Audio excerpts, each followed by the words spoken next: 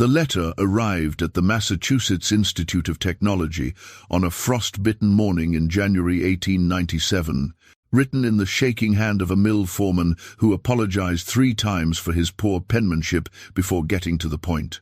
He described a colored cleaning woman's daughter, approximately 13 years old, who had been discovered late one night in the Institute's engineering laboratory, standing before a blackboard covered in equations that the faculty had left unsolved for 3 weeks. The girl had completed the proof.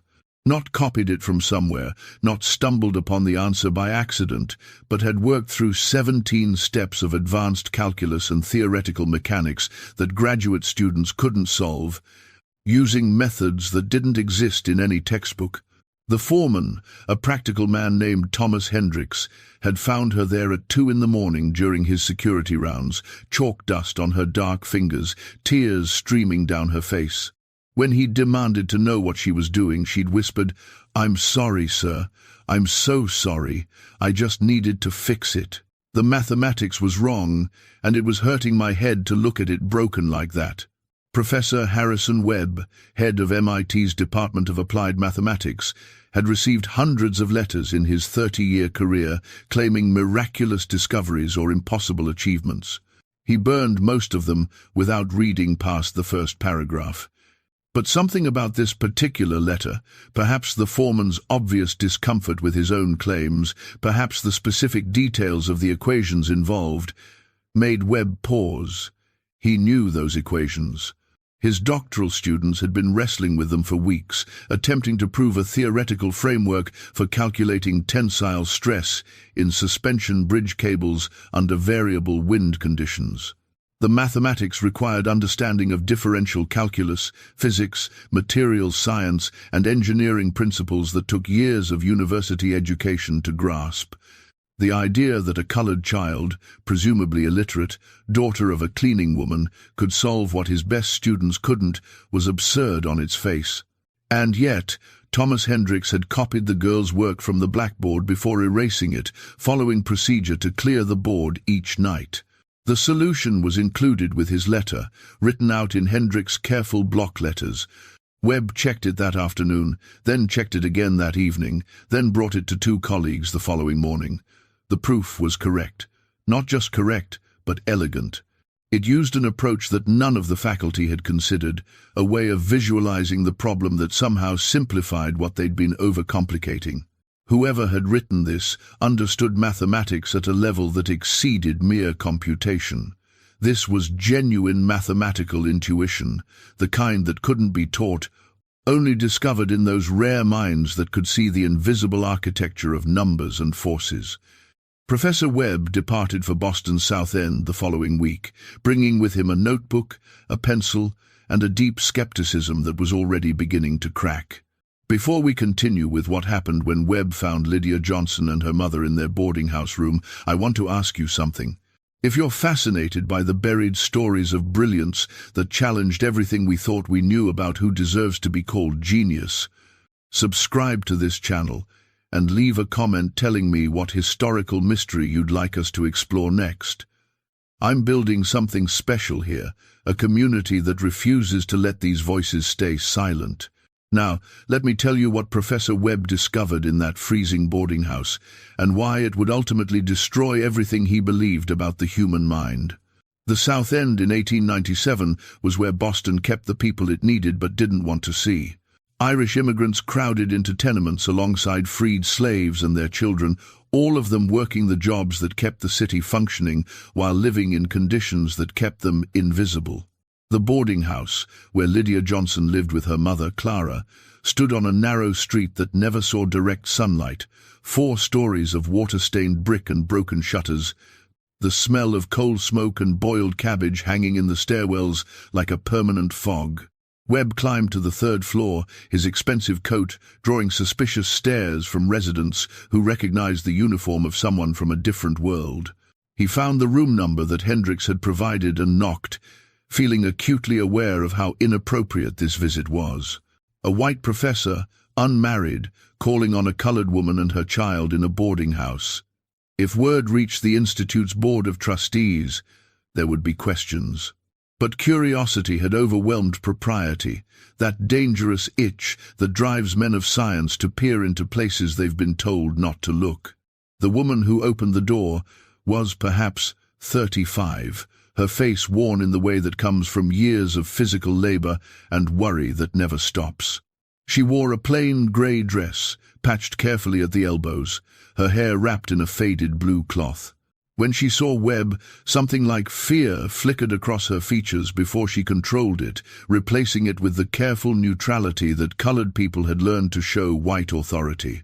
"Ma'am, I'm Professor Harrison Webb from the Massachusetts Institute of Technology. I'm looking for Mrs. Clara Johnson." "I'm Clara Johnson, sir." Her voice was quiet, expectant of bad news because that's what visits from white men usually brought. "Is your daughter here? Miss Lydia Johnson?" Clara's hand tightened on the doorframe. "What's this about? Is she in trouble?" "Sir, if she did something wrong at the Institute, I promise she won't go back. I told her to stay in the storage room while I clean, to not touch anything, but sometimes she wanders. Children get curious. It won't happen again. She's not in trouble, Mrs. Johnson. Quite the opposite. I need to speak with her about something she did. Something she did." Those words seemed to drain the remaining color from Clara's face. She stepped back, opening the door wider, resigned to whatever consequences were coming. The room was small, perhaps 12 feet square, with a single window that looked out onto a brick wall. A narrow bed stood against one wall, a small table with 2 mismatched chairs occupied the center, and in the corner a pile of blankets on the floor suggested where the child slept. The space was spotlessly clean, the poverty absolute but dignified. A colored girl sat at the table, her attention focused on something in her lap.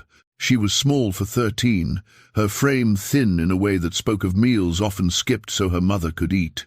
Her skin was dark brown, her hair plaited tightly against her skull, her dress a faded calico that had been let out multiple times as she grew.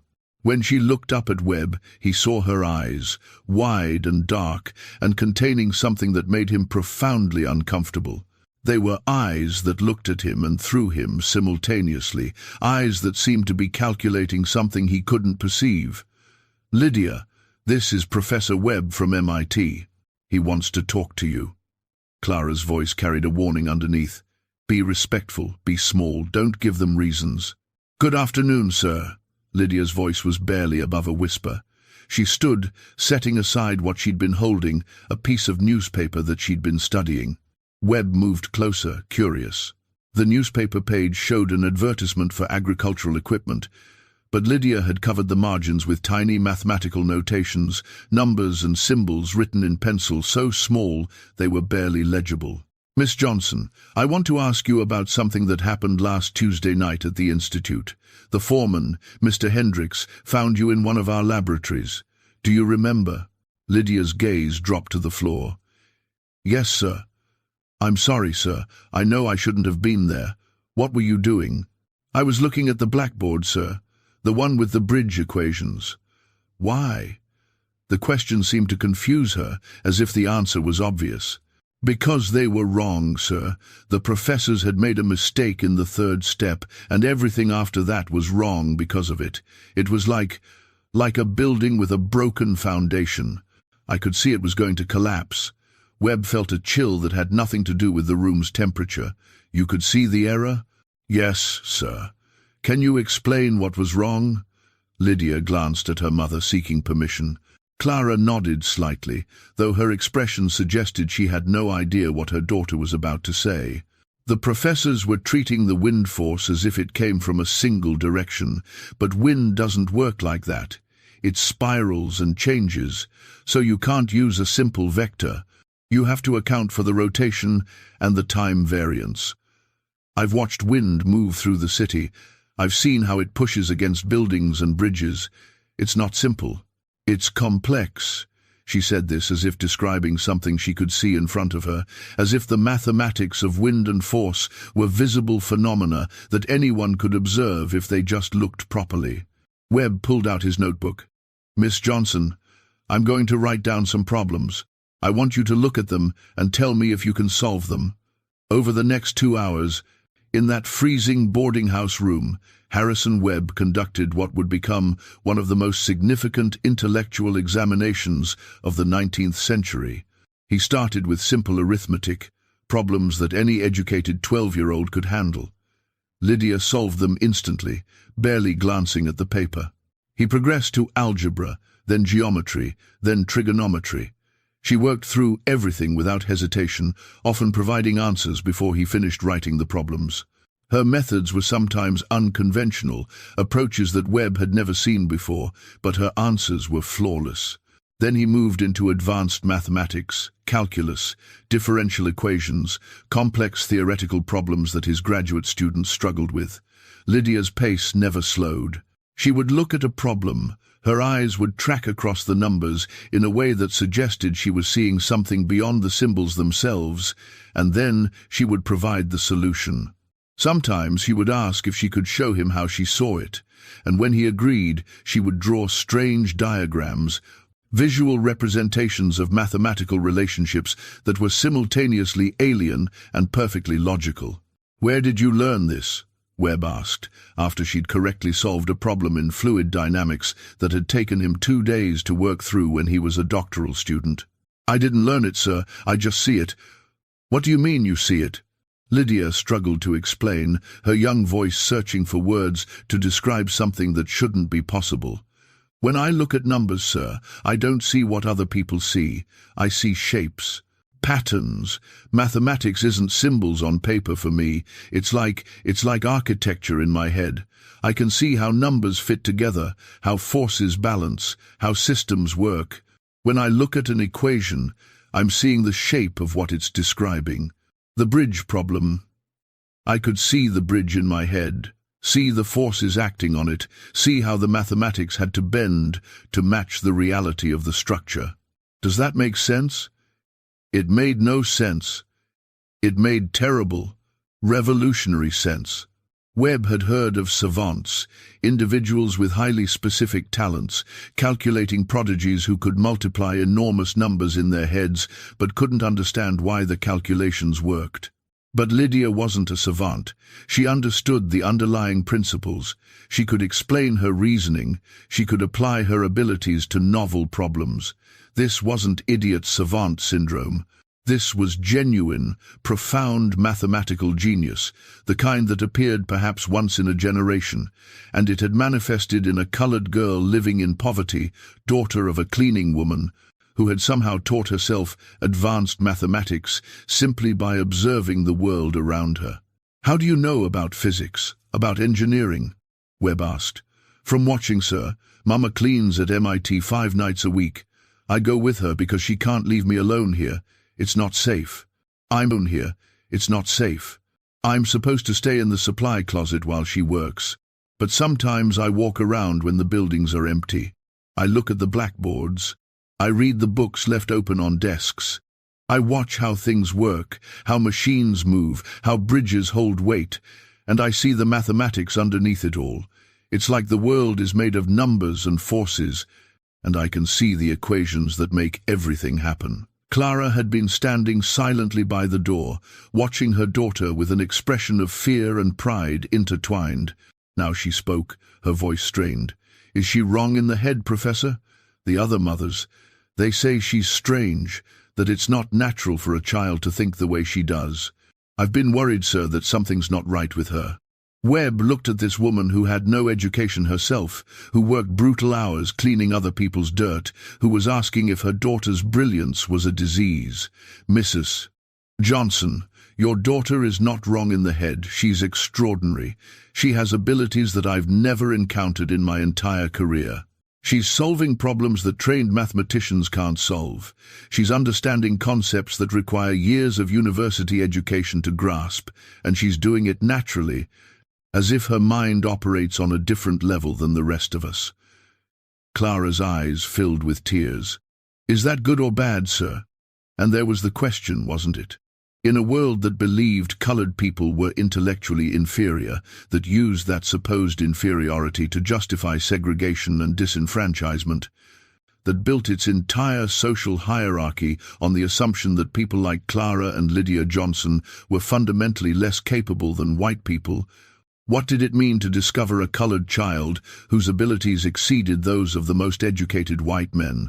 Was that good or bad? I don't know, Webb admitted. But I need to understand it. I need to test her more extensively, document her abilities, try to understand how her mind works. Will it help her? Clara asked, cutting through all the scientific fascination to the only question that mattered to a mother. Will whatever you do help my daughter have a better life? Webb wanted to say yes. He wanted to promise that revealing Lydia's abilities would open doors, would prove to the world that intelligence had no color, would force society to acknowledge that its racial theories were lies. But he'd lived in this world long enough to know better. I honestly don't know, Mrs. Johnson, but I can promise you this: I will do everything in my power to ensure that she's protected, that she's not exploited, that her abilities are used to help her, not to harm her. Clara looked at her daughter, at this child who saw the world in equations, who had been blessed or cursed with a mind that wouldn't stop calculating. Lydia, baby, what do you want? Lydia's answer was simple, devastating in its simplicity. I want to learn, Mama. I want to understand more. The mathematics I can see, it's like I'm looking at a book with half the pages missing. I can see some of it, but there's so much more I know exists, but can't see yet because I haven't learned the language for it. I want to know the rest. How could a mother deny her child that? How could anyone who claimed to care about knowledge and truth deny a mind like this the chance to develop? All right, Clara said finally. But Professor Webb, if this goes wrong, if they hurt her or use her or try to take her from me, I'll run. I'll take her and we'll disappear, and you'll never find us. You understand? I understand. 1. Webb returned to MIT and immediately wrote to 3 colleagues whose judgment he trusted, asking them to come to Boston to verify what he'd found. Within 2 weeks, 3 of America's leading mathematicians had made the journey to that boarding house room. All 3 emerged shaken, convinced, unable to explain what they'd witnessed. Lydia Johnson could solve any mathematical problem they presented. She could visualize complex spatial relationships. She could understand abstract theoretical concepts that shouldn't be accessible to someone without formal training. And perhaps most remarkable, she could extend existing theories, suggesting new approaches and methods that, when the professors checked them later, proved to be valid innovations. She wasn't just mimicking or memorizing, she was creating, genuinely advancing mathematical thought. By February, word had begun to spread through academic circles. Not publicly, not yet, but in the careful correspondence between scholars, the whispered conversations at conferences. There's a colored girl in Boston. Webb found her. You have to see it to believe it. And with that spreading awareness came the inevitable question that would define everything that followed. What do we do with her? MIT's Board of Trustees met in emergency session on February 18, 1897.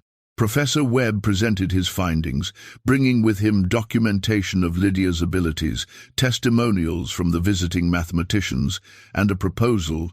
The institute should provide Lydia with formal education, perhaps a special tutorial arrangement, since admitting a colored female student would be impossible given current policies. They should study her, yes, but gently, respectfully, in ways that would help her develop her abilities while protecting her from exploitation. The board's response was more complicated than Webb had anticipated. Half the trustees saw Lydia as a scientific opportunity, a chance to understand the origins of mathematical genius, potentially to prove that intelligence transcended race. The other half saw her as a problem.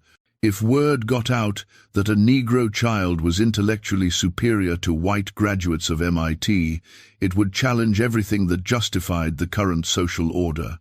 It would be ammunition for integrationists, for those radicals who wanted to overthrow segregation and force racial mixing. It would embarrass the institute, raise questions about their admissions policies, potentially alienate Southern donors and students. The compromise they reached satisfied no one. Lydia would be allowed to study at MIT, but only in complete secrecy. She would come at night when no students were present. She would work with select professors who understood the sensitivity of the situation. Under no circumstances would her existence be publicly acknowledged. She would be a ghost, a shadow, permitted to learn, but forbidden to exist officially. Webb agreed, because it was better than nothing. Clara agreed, because her daughter would finally get the education she'd been desperate for. Lydia agreed, because she didn't yet understand that being brilliant and colored and female in 1897 America meant that her mind would always be treated as either a threat to be suppressed or a curiosity to be studied, but never simply as a person with gifts to be nurtured. The arrangement began in March. 3 nights a week, after Clara finished her cleaning work, Lydia would enter the mathematics building through a service entrance and make her way to a small classroom where Webb and occasionally other faculty members would wait. They would present her with problems, teach her formal mathematical language for concepts she already understood intuitively, and watch in awe as she absorbed years of education in weeks. She learned calculus in a month, differential equations in 2 weeks, theoretical physics in 6 weeks. She read Newton's Principia and found errors that had gone unnoticed for 2 centuries.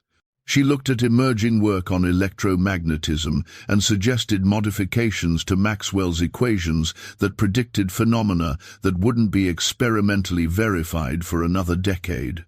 She was, quite simply, the most remarkable mathematical mind that any of them had ever encountered, and she was forbidden to exist. But secrets like this don't stay secret. By April, rumors had reached beyond academic circles. A reporter from the Boston Globe, following whispers about strange nighttime activities at MIT, began asking questions. Southern newspapers, always alert to anything that might challenge racial hierarchies, picked up the story in garbled form, reports of Negro genius in the North, probably abolitionist propaganda, probably a hoax. Scientific journals began receiving letters demanding clarification.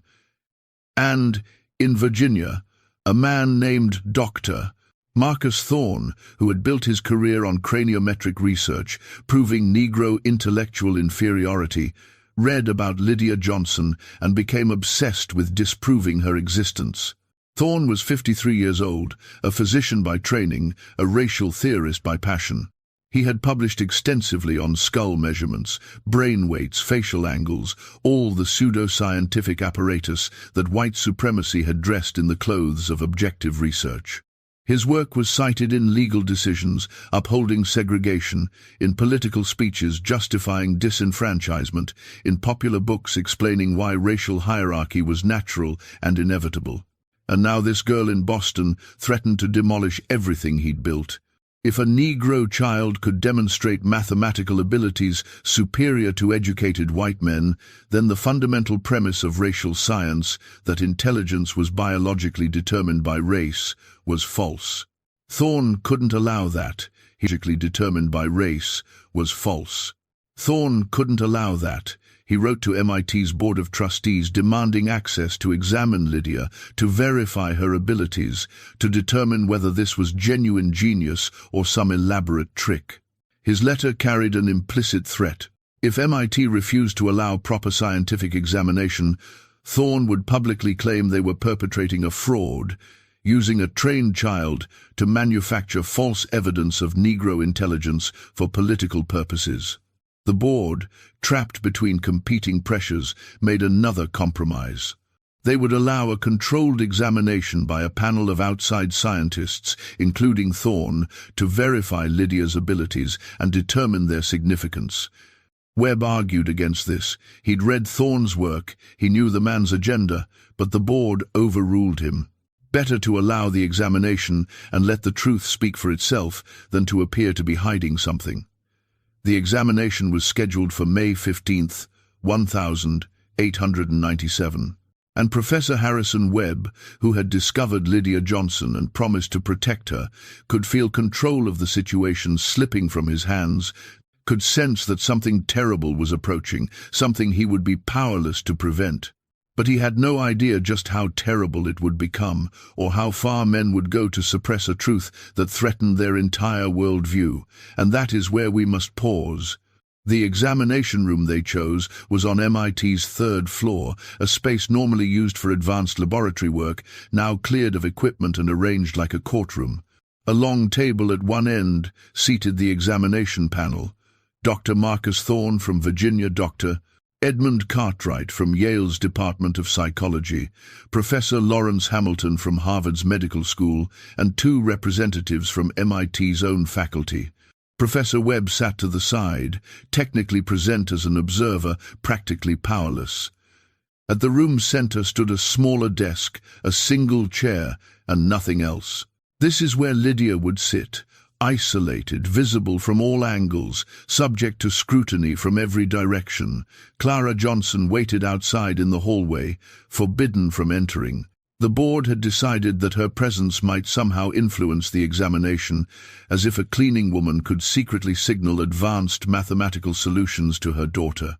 When Lydia entered, escorted by a stern-faced administrator, the 5 men at the table fell silent, studying her with the clinical detachment they might apply to an unusual specimen under glass.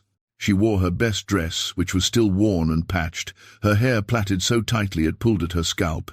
She was 13 years old, barely 5 feet tall, 70 pounds at most, walking into a room full of white men who had the power to define her entire existence.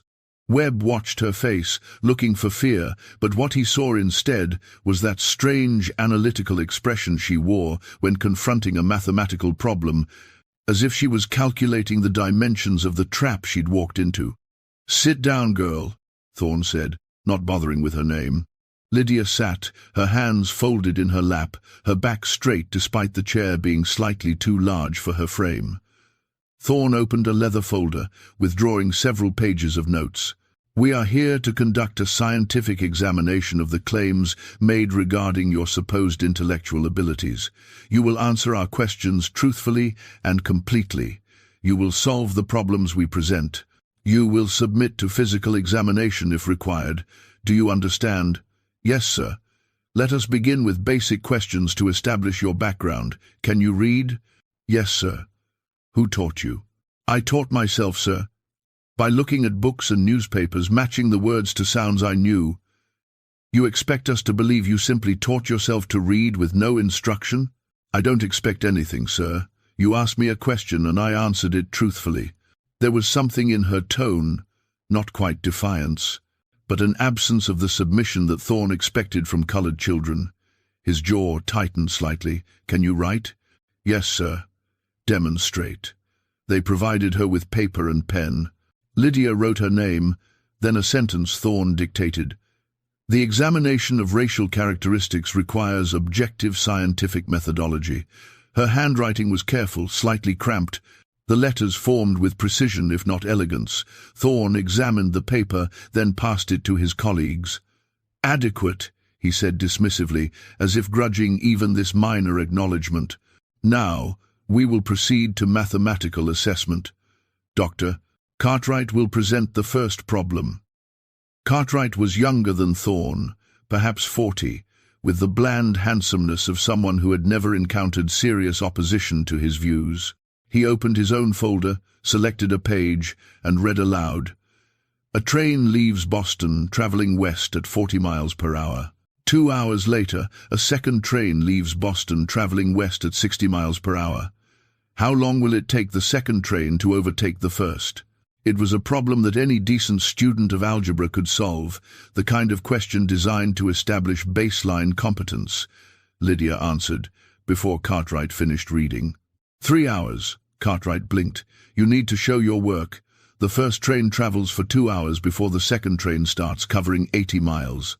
The second train is 20 miles per hour faster, so it closes the gap at 20 miles per hour. 80 divided by 20 equals 4 hours of travel time for the second train, but you asked how long after the second train departs, so it's 3 hours. Cartwright checked his notes. "That's correct, but you should write out the equations. If you want me to write them, I will, sir. But you asked for the answer, and I gave it to you." The examination continued for the next hour, progressing through increasingly difficult mathematics, algebra, geometry, trigonometry, calculus. Each time, Lydia would listen to the problem, sometimes ask for clarification of what exactly they wanted her to find, then provide the answer with minimal delay. The panel began glancing at each other, the kind of looks that pass between people who are witnessing something they can't quite process.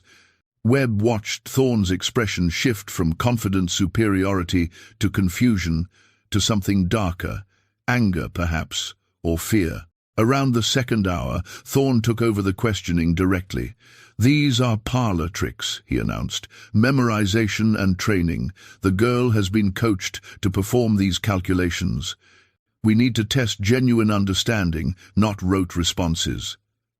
He withdrew a different set of papers, problems he'd prepared specifically for this examination, complex theoretical questions that couldn't be solved through memorization because they required real understanding of underlying principles.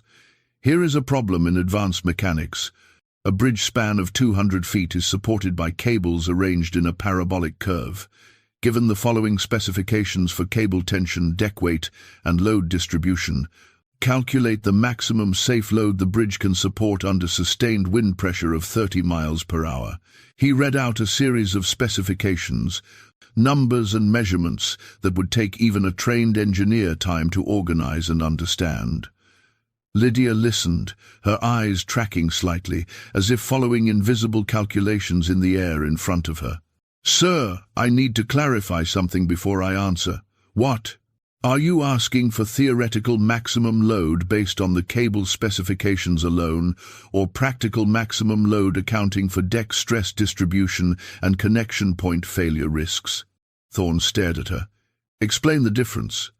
The cables themselves might be able to support a certain weight, but if that weight is distributed unevenly, or if the connection points where the cables attach to the deck aren't reinforced properly, the bridge will fail at a lower load than the cables alone could theoretically handle.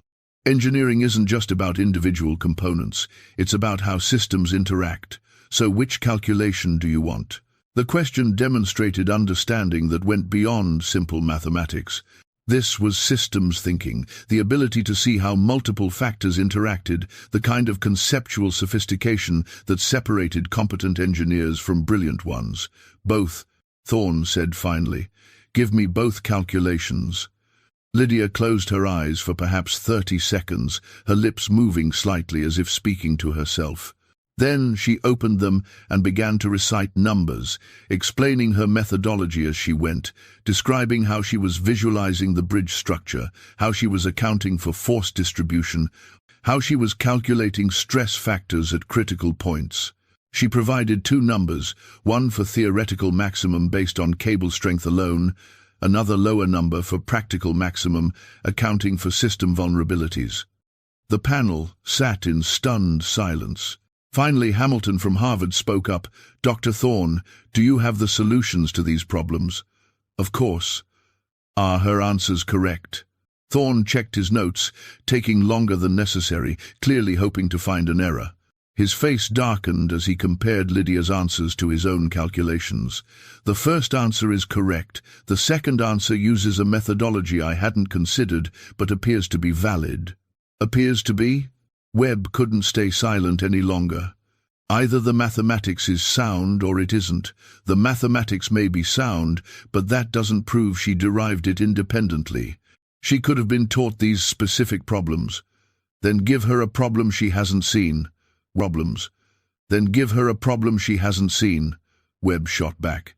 "Give her something original, something you create right now that couldn't possibly have been anticipated." Thorne's expression suggested this was exactly what he wanted. He stood, moving to the blackboard mounted on one wall, and began writing. He spent 15 minutes constructing a problem, a complex scenario involving fluid dynamics, pressure calculations, and three-dimensional spatial reasoning. It was the kind of problem that would appear in an advanced physics examination, the kind that graduate students would spend an hour solving with access to reference books and calculation tools. When he finished, he turned to Lydia. "Solve this." She studied the board for several minutes, her head tilting slightly, that strange, unfocused gaze, suggesting she was seeing something beyond the symbols written in chalk. Then she stood, walked to the board and asked, "May I show my work here, sir?" "Please do." What followed was, for Webb, one of the most remarkable demonstrations of mathematical thinking he had ever witnessed. Lydia didn't just solve the problem, she restructured it, finding a more elegant approach than the one Thorne had anticipated, using visual representations that made complex relationships suddenly clear. She drew diagrams showing force vectors. She noted simplifying assumptions that could be made without sacrificing accuracy. She caught an error in Thorne's original setup, where he'd accidentally used the wrong unit conversion. And she explained everything in simple language, teaching as she solved, making her thinking visible and comprehensible. When she finished, she set down the chalk and returned to her seat, leaving the board covered in her work. The room was silent except for the sound of breathing and the distant noise of the city outside. Professor Hamilton rose and approached the board, examining Lydia's work closely. He traced her logic, checked her calculations, studied her diagrams. Finally, he turned to face his colleagues. "Gentlemen, I don't know how to say this delicately, so I'll be blunt. This is legitimate genius. This isn't training or memorization or some kind of trick. This girl understands advanced mathematics at a level that I rarely see in doctoral candidates. She's not just solving problems, she's demonstrating genuine creative mathematical thinking." "Impossible," Thorne said flatly. "There must be some explanation. Some technique she's using to create the illusion of understanding." "What explanation do you propose?" Hamilton challenged. "That Professor Webb spent months training her to solve thousands of potential problems so she could perform on demand? That she somehow memorized approaches to problems she'd never seen? Be reasonable, Marcus. Sometimes the evidence forces us to revise our theories. My theories are based on decades of craniometric research, on measurements of thousands of specimens, on documented biological differences between the races."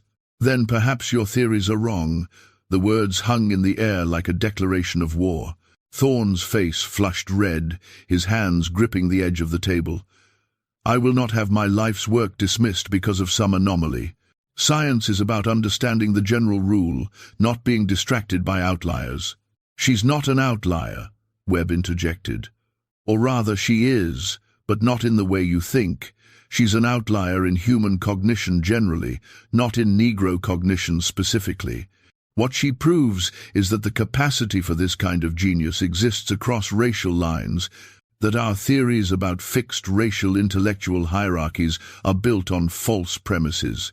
"You want to overturn the entire scientific establishment based on one girl?" Thorne demanded. "I want to acknowledge the truth based on the evidence in front of us. Isn't that what science is supposed to be?" The examination continued for another 3 hours, but the battle lines had been drawn. Hamilton and Cartwright, though clearly unsettled by the implications, acknowledged that Lydia's abilities were genuine and extraordinary. The two MIT representatives hedged, suggesting more study was needed before drawing conclusions. And Thorne became increasingly hostile, his questions taking on an edge that moved from scientific inquiry toward interrogation. He demanded Lydia solve problems in her head without writing anything down, then accused her of using some kind of memory technique when she succeeded. He presented deliberately unsolvable problems with contradictory specifications, then accused her of being uncooperative when she pointed out the logical impossibilities. He began asking questions designed not to test her abilities but to humiliate her, asking about her living conditions, her mother's work, whether she'd ever stolen books or sneaked into places she wasn't allowed. "Sir," Lydia said finally, her voice still quiet, but carrying a hint of steel underneath, "are you examining my mathematical abilities, or are you trying to prove I'm a bad person who doesn't deserve to have them? I'm trying to determine whether you understand the significance of what's being claimed about you. Do you realize that if we acknowledge your abilities as genuine, it would challenge fundamental theories about racial capacity? I know what you believe about people who look like me, sir. I've heard it my whole life. I've been told I'm inferior, that my brain is smaller, that I'm suited only for manual labor, but mathematics doesn't care what you believe. 2 plus 2 equals 4, whether a white man or a colored girl says it. The bridge equations don't change based on who's solving them. Truth exists independently of who's convenient for it to exist for. The room went dead silent. A 13-year-old Negro girl had just lectured a panel of white scientists about objective truth, and she'd done it with such simple logic that there was no immediate rebuttal. Thorne's face went through several shades of red. "You're impertinent." "I'm honest, sir. You asked me a question and I answered it. You need to learn your place. I thought my place was sitting in this chair solving whatever problems you gave me. That's what Professor Webb told me this examination was for. If you wanted me to be quiet and submissive, you should have said that was being tested too." Webb wanted to applaud and shout at her simultaneously. She was right, devastatingly right, but she was also a colored child, speaking to white men with authority, and that was dangerous in ways that mathematics couldn't protect her from. Hamilton cleared his throat. "Perhaps we should take a brief recess. This has been an intensive examination, and I think we all need to collect our thoughts before proceeding to physical measurements." Physical measurements. Webb's stomach dropped. He'd been dreading this part. Craniometry, the measurement of skull size and shape, was considered essential to any scientific examination of intelligence in 1897. Thorne would want to measure Lydia's head, compare her skull dimensions to his charts and tables, try to find some physical explanation for her abilities that didn't threaten his theories about racial hierarchy. And there was no good outcome. If her skull measurements were unremarkable, Thorne would use that to argue her abilities must be fraudulent because genuine intelligence required certain physical characteristics. If her measurements were unusual, she'd become a specimen to be studied, poked, prodded, possibly even subjected to more invasive examinations. During the recess, Webb found Clara in the hallway. She stood when she saw him, her face tight with worry. "How is she?" "Holding her own. She's brilliant, Clara. She's proving everything we knew about her abilities, but that's making it worse in some ways." "What do you mean?" "Half the men in there are convinced she's extraordinary. The other half are terrified of what that means, and frightened men are dangerous." Clara grabbed his arm, her grip surprisingly strong. "Professor Webb, if they try to hurt her, if they try to take her from me, you have to help us get away. I can't let them turn my baby into some kind of exhibit. It won't come to that. You can't promise that. You're a good man, Professor, I can tell. But you're one person, and they're the whole world. If the whole world decides it needs to suppress what Lydia is, what can one good man do?" It was the question that would haunt Webb for the rest of his life. When they reconvened, Thorne had regained his composure, though his eyes held something cold and calculating. "We need to proceed to anthropometric measurements." Standard craniometric protocol. He withdrew a set of calipers from his bag, metal instruments designed to measure skull dimensions with precision. "Miss Johnson, if you would stand and come here." Lydia looked at Webb, seeking some signal about whether this was safe. He had no signal to give her. She stood and approached Thorne, her small frame tense. "This won't hurt," Thorne said, though his tone suggested he didn't particularly care whether it did. "I'm going to measure various aspects of your skull structure. Hold still." He positioned the calipers against her head, measuring from different angles, calling out numbers that Cartwright recorded in a notebook. Maximum cranial length, cranial breadth, cranial height, facial measurements, angles and proportions. The process took 20 minutes, during which Lydia stood perfectly still, her eyes fixed on some distant point, her jaw clenched. When Thorne finished, he studied his notes with an expression of deep frustration. "The measurements are within normal ranges for her age and sex. Cranial capacity appears adequate, though of course we cannot determine brain weight without dissection." The casual mention of dissection, as if Lydia were already a corpse to be studied, made Webb's blood run cold. "That won't be necessary," he said sharply. "We're examining a living child, not preparing a cadaver for autopsy. Obviously we cannot dissect a living subject," Thorne replied with exaggerated patience. But it does limit our ability to draw definitive conclusions about the physical basis of her supposed abilities. There's nothing supposed about them. You've spent 5 hours watching her solve problems that most people couldn't solve with weeks of study. At what point does the evidence become sufficient?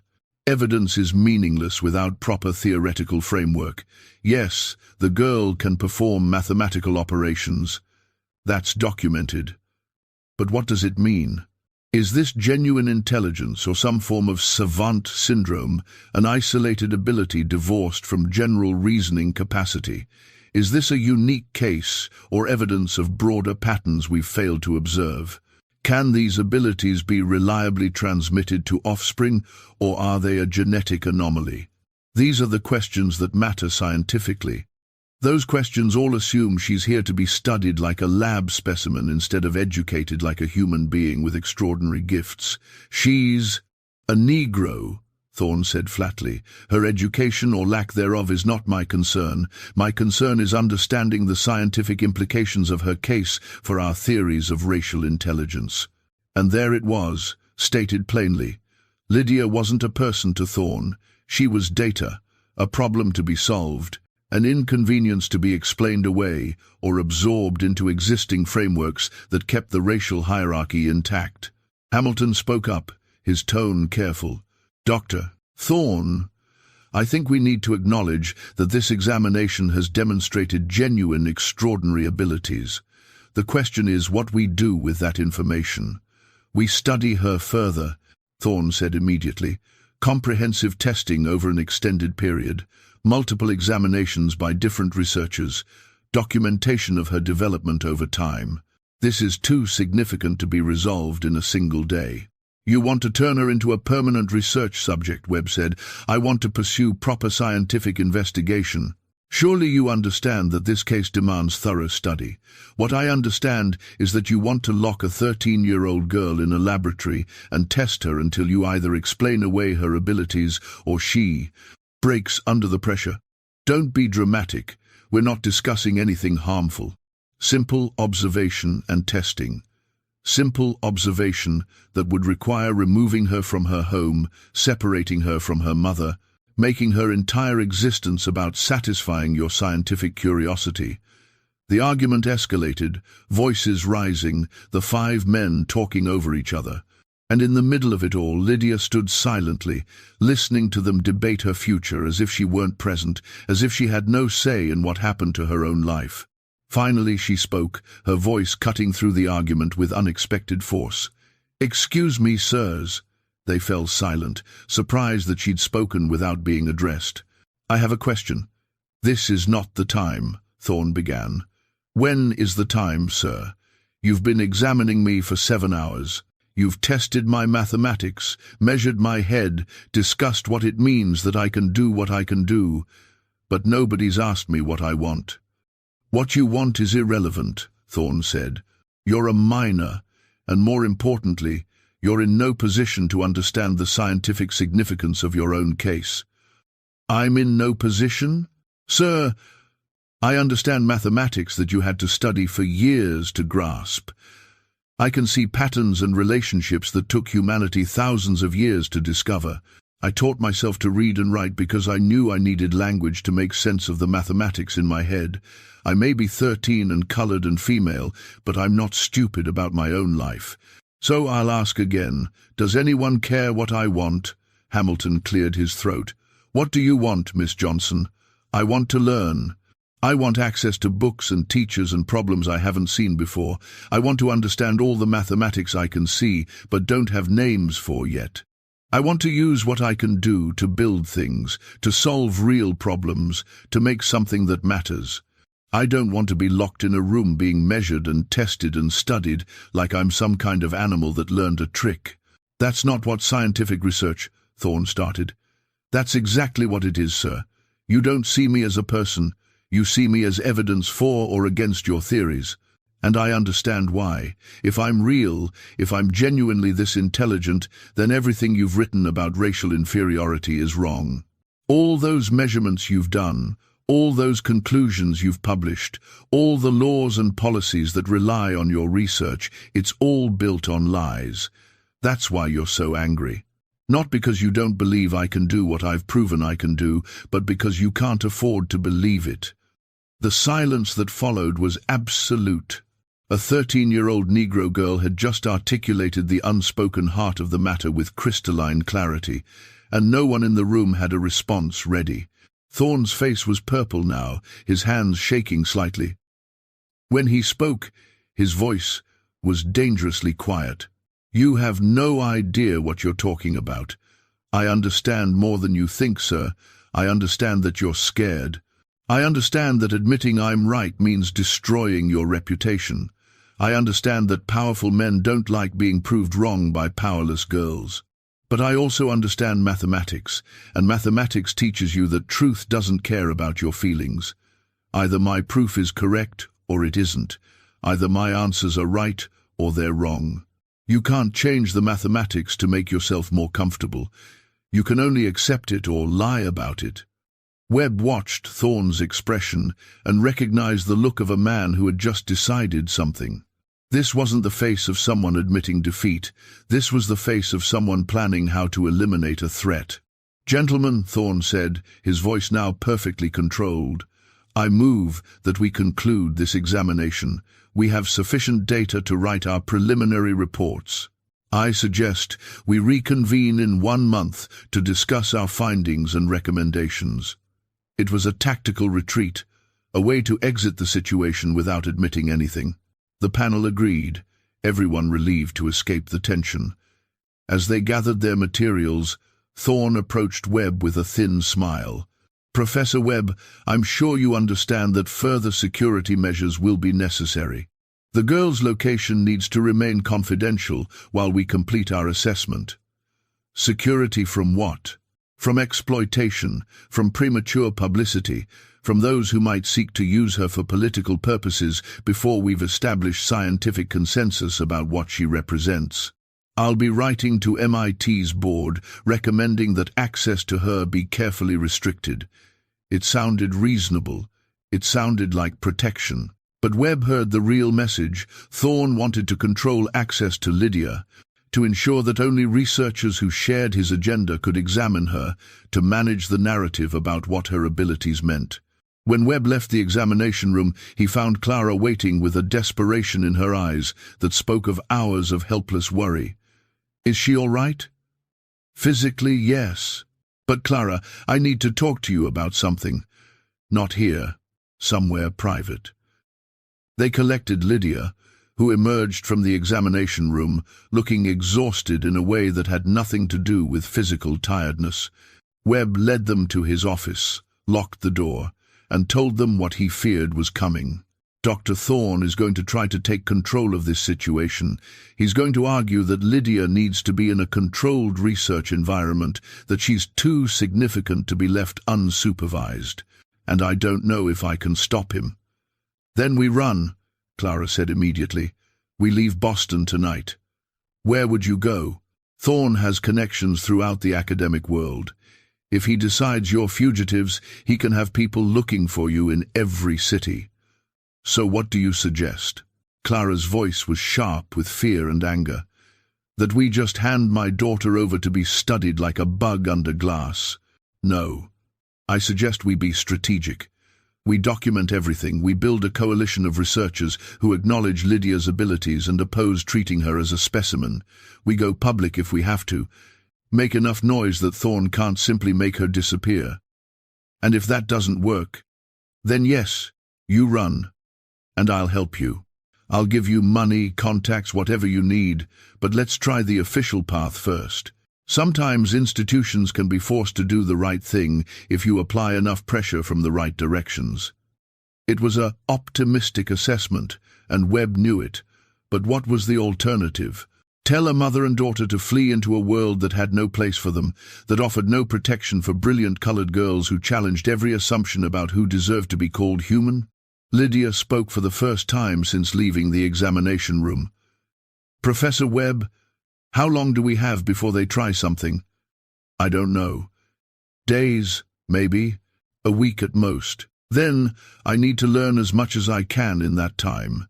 If they take me somewhere I can't study, if they lock me away, I want my mind to be as full as possible. I want to know enough that even if they silence me, I'll have the mathematics inside my head where they can't take it away. Can you teach me, every day until whatever's going to happen happens?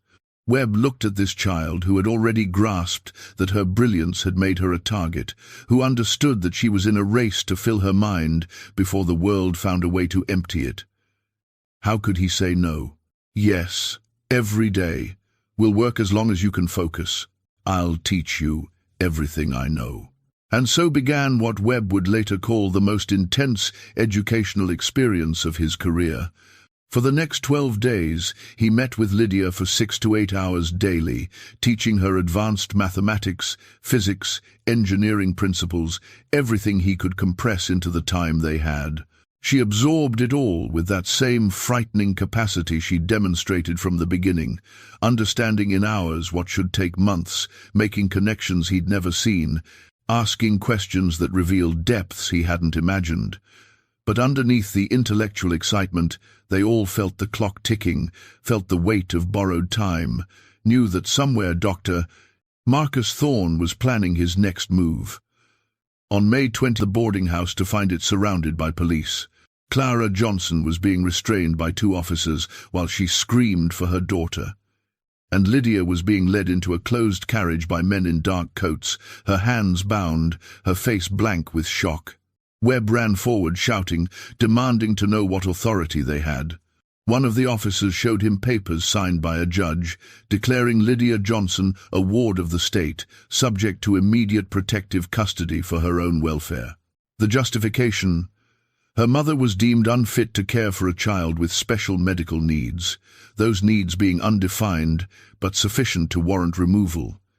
It was all legal, all proper, all completely destroying everything Webb had promised to prevent. "Where are you taking her?" he demanded. "To a private medical facility where she can receive appropriate care," one of the men in dark coats replied. He had the bland efficiency of someone carrying out orders without questioning them. "She'll be evaluated by specialists, given proper treatment, kept safe." "Safe from what?" Clara screamed. "I'm her mother. She's safe with me." "Ma'am, the state has determined that your daughter's condition requires professional supervision. Please don't make this more difficult." They loaded Lydia into the carriage. As the door closed, she looked back at Webb and her mother, and in her eyes, Webb saw something that would haunt him forever. Not fear, not anger, but a terrible understanding that this was always how it was going to end. That brilliance and blackness and being female in 1897 America meant that someone would eventually decide you needed to be controlled, studied, or suppressed. The carriage pulled away. Clara collapsed, sobbing. Webb stood helpless, watching genius being kidnapped in broad daylight under color of law, and he knew, with sick certainty, that Dr. Marcus Thorne had found a way to get exactly what he wanted. Lydia Johnson would disappear into a medical facility where she could be studied in isolation, where no one would hear her voice or recognize her humanity, where her extraordinary mind would be treated as a specimen to be examined, explained, or explained away. But Webb was wrong about one thing. What Thorne planned for Lydia was far worse than simple isolation and study. And what would happen over the next 6 months would force Webb to make choices that would destroy his career, challenge his faith in institutions, and ultimately ask whether one brilliant child was worth burning down everything he'd built his life upon. The facility was called Brightwater Institute, a name deliberately chosen to suggest healing and hope rather than imprisonment and experimentation. It sat on 40 acres of isolated land in western Massachusetts, surrounded by stone walls and iron gates, accessible only by a single private road that wound through dense forest. From the outside, it looked almost pastoral, a large manor house converted to institutional use, with manicured grounds and flowering gardens, but the windows on the upper floors had bars, the doors locked from the outside. and the screaming that sometimes carried across those carefully maintained lawns suggested that whatever happened inside Brightwater had nothing to do with healing. Professor Harrison Webb spent the first week after Lydia's abduction trying every official channel available to him. He appealed to MIT's Board of Trustees, arguing that the institute had a moral obligation to protect her. They expressed sympathy but explained they had no legal standing to challenge a state custody order. He contacted lawyers, but none would take a case involving a Negro child removed from her mother by state authority. He wrote to newspaper editors, but none would publish stories that challenged the legitimacy of scientific research or suggested impropriety in judicial decisions. He even traveled to the courthouse that had issued the custody order, demanding to see the evidence that Lydia Johnson was an unfit mother. The clerk had smiled with bland bureaucratic indifference and explained that such records were sealed for the child's protection. Every door closed, every avenue blocked. The system had been designed to prevent exactly the kind of intervention Webb was attempting, to ensure that once authority decided something, that decision became unquestionable. Lydia Johnson fared even worse. She lost her job at MIT, the cleaning supervisor, explaining regretfully that a woman in her emotional state couldn't be trusted around valuable equipment. She spent what little money she had on a lawyer who took her payment, filed a motion to challenge the custody order, and then disappeared when the motion was denied. She haunted the streets near Brightwater Institute until local police warned her that continued trespassing would result in arrest. She was a colored woman whose child had been taken by the state. The machinery of law and social order had determined she had no rights that anyone was bound to respect, and there was nothing she could do about it except grieve and wait and hope.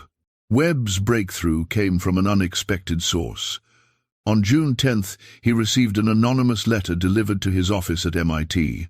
The envelope contained a single page, written in a careful feminine hand. Professor Webb, I am a nurse at Brightwater Institute. I cannot tell you my name, because I would lose my position, and worse if discovered, but I must tell someone what is happening to the Negro girl they brought here 2 weeks ago. She is being held in isolation on the 3rd floor, East Wing. She receives no visitors. She is subjected to daily examinations that she does not consent to. Doctor. Thorne visits 3 times per week and conducts tests that leave her distressed and withdrawn. She barely eats. She does not sleep well. I hear her crying at night when I pass her room. Yesterday I heard her speaking to herself, reciting what sounded like mathematical proofs, over and over, as if afraid she would forget them. This is not medical care. This is captivity. I do not know what they intend to do with her. Is captivity. I do not know what they intend to do with her, but I know it is wrong. If you care about this child, you must find a way to remove her from this place before they break her completely. God forgive me for not doing more. A friend. Webb read the letter 3 times, his hands shaking. So Lydia was alive, still conscious, still trying to hold on to herself through mathematics, but she was deteriorating. He had, perhaps weeks, maybe only days, before the psychological pressure of isolation and forced examination destroyed the very mind that made her extraordinary. He needed help, and he needed it from someone willing to operate outside legal constraints. He found that help in an unexpected place. Marcus Webb, no relation to Harrison, was a former Pinkerton agent who had left the agency after developing a conscience about some of the strike-breaking work he'd been required to do. He now worked independently, taking cases that interested him, often on behalf of people who couldn't afford legitimate legal representation. Webb, the professor, found Webb the investigator through a network of abolitionist contacts who still operated in Boston, remnants of the old Underground Railroad, who had shifted their work from helping escaped slaves to helping freed people navigate a system designed to re-enslave them through different means. You want me to surveil a private medical facility, Marcus Webb said when Harrison Webb explained the situation. They sat in a dim tavern in Boston's North End, far from the university district where Harrison might be recognized. That's the beginning. Eventually, I need you to help me extract a child from that facility. You're talking about kidnapping. I'm talking about rescue. She was kidnapped when they took her. What I'm proposing is liberation." Marcus studied him for a long moment. "You're a university professor. Respected, established, presumably with something to lose. Why are you willing to risk all that for a colored girl you've known for a few months?" "Because she's the most brilliant person I've ever encountered, and they're destroying her because her existence is inconvenient to their theories. Because I promised her mother I'd protect her, and I failed. Because if we live in a world where genius can be imprisoned for being the wrong color, then all our talk about civilization and progress and human dignity is just decoration on top of barbarism." "That's a good answer." Marcus pulled out a notebook. "Tell me everything you know about Brightwater Institute. Layout, staff, routines, security measures. Then tell me everything about the girl. What makes her so special that they're willing to go this far?" Over the next hour, Harrison explained Lydia's abilities, the examination, Thorne's agenda, the legal maneuvering that had resulted in her capture. Marcus listened with the focused attention of someone who had spent years gathering intelligence, asking occasional questions, making notes in a personal shorthand. When Harrison finished, Marcus sat back, his expression grim. "You understand that even if we get her out, it doesn't end there. They'll hunt for her. They'll charge you with abduction, interfering with a court order, probably a dozen other crimes. You'll lose your position, possibly face prison time. Your career will be destroyed." "I know. And the girl and her mother, they'll have to disappear completely. New names, new city, constant vigilance. That's not much of a life. It's better than what she has now. It's better than being a permanent research subject in Thorne's laboratory." Marcus nodded slowly. "All right. Give me 2 weeks to observe the facility, map out routines, identify vulnerabilities. Then we'll talk about whether extraction is feasible. But, Professor, I need you to understand something. This kind of operation, there's always risk. People can get hurt.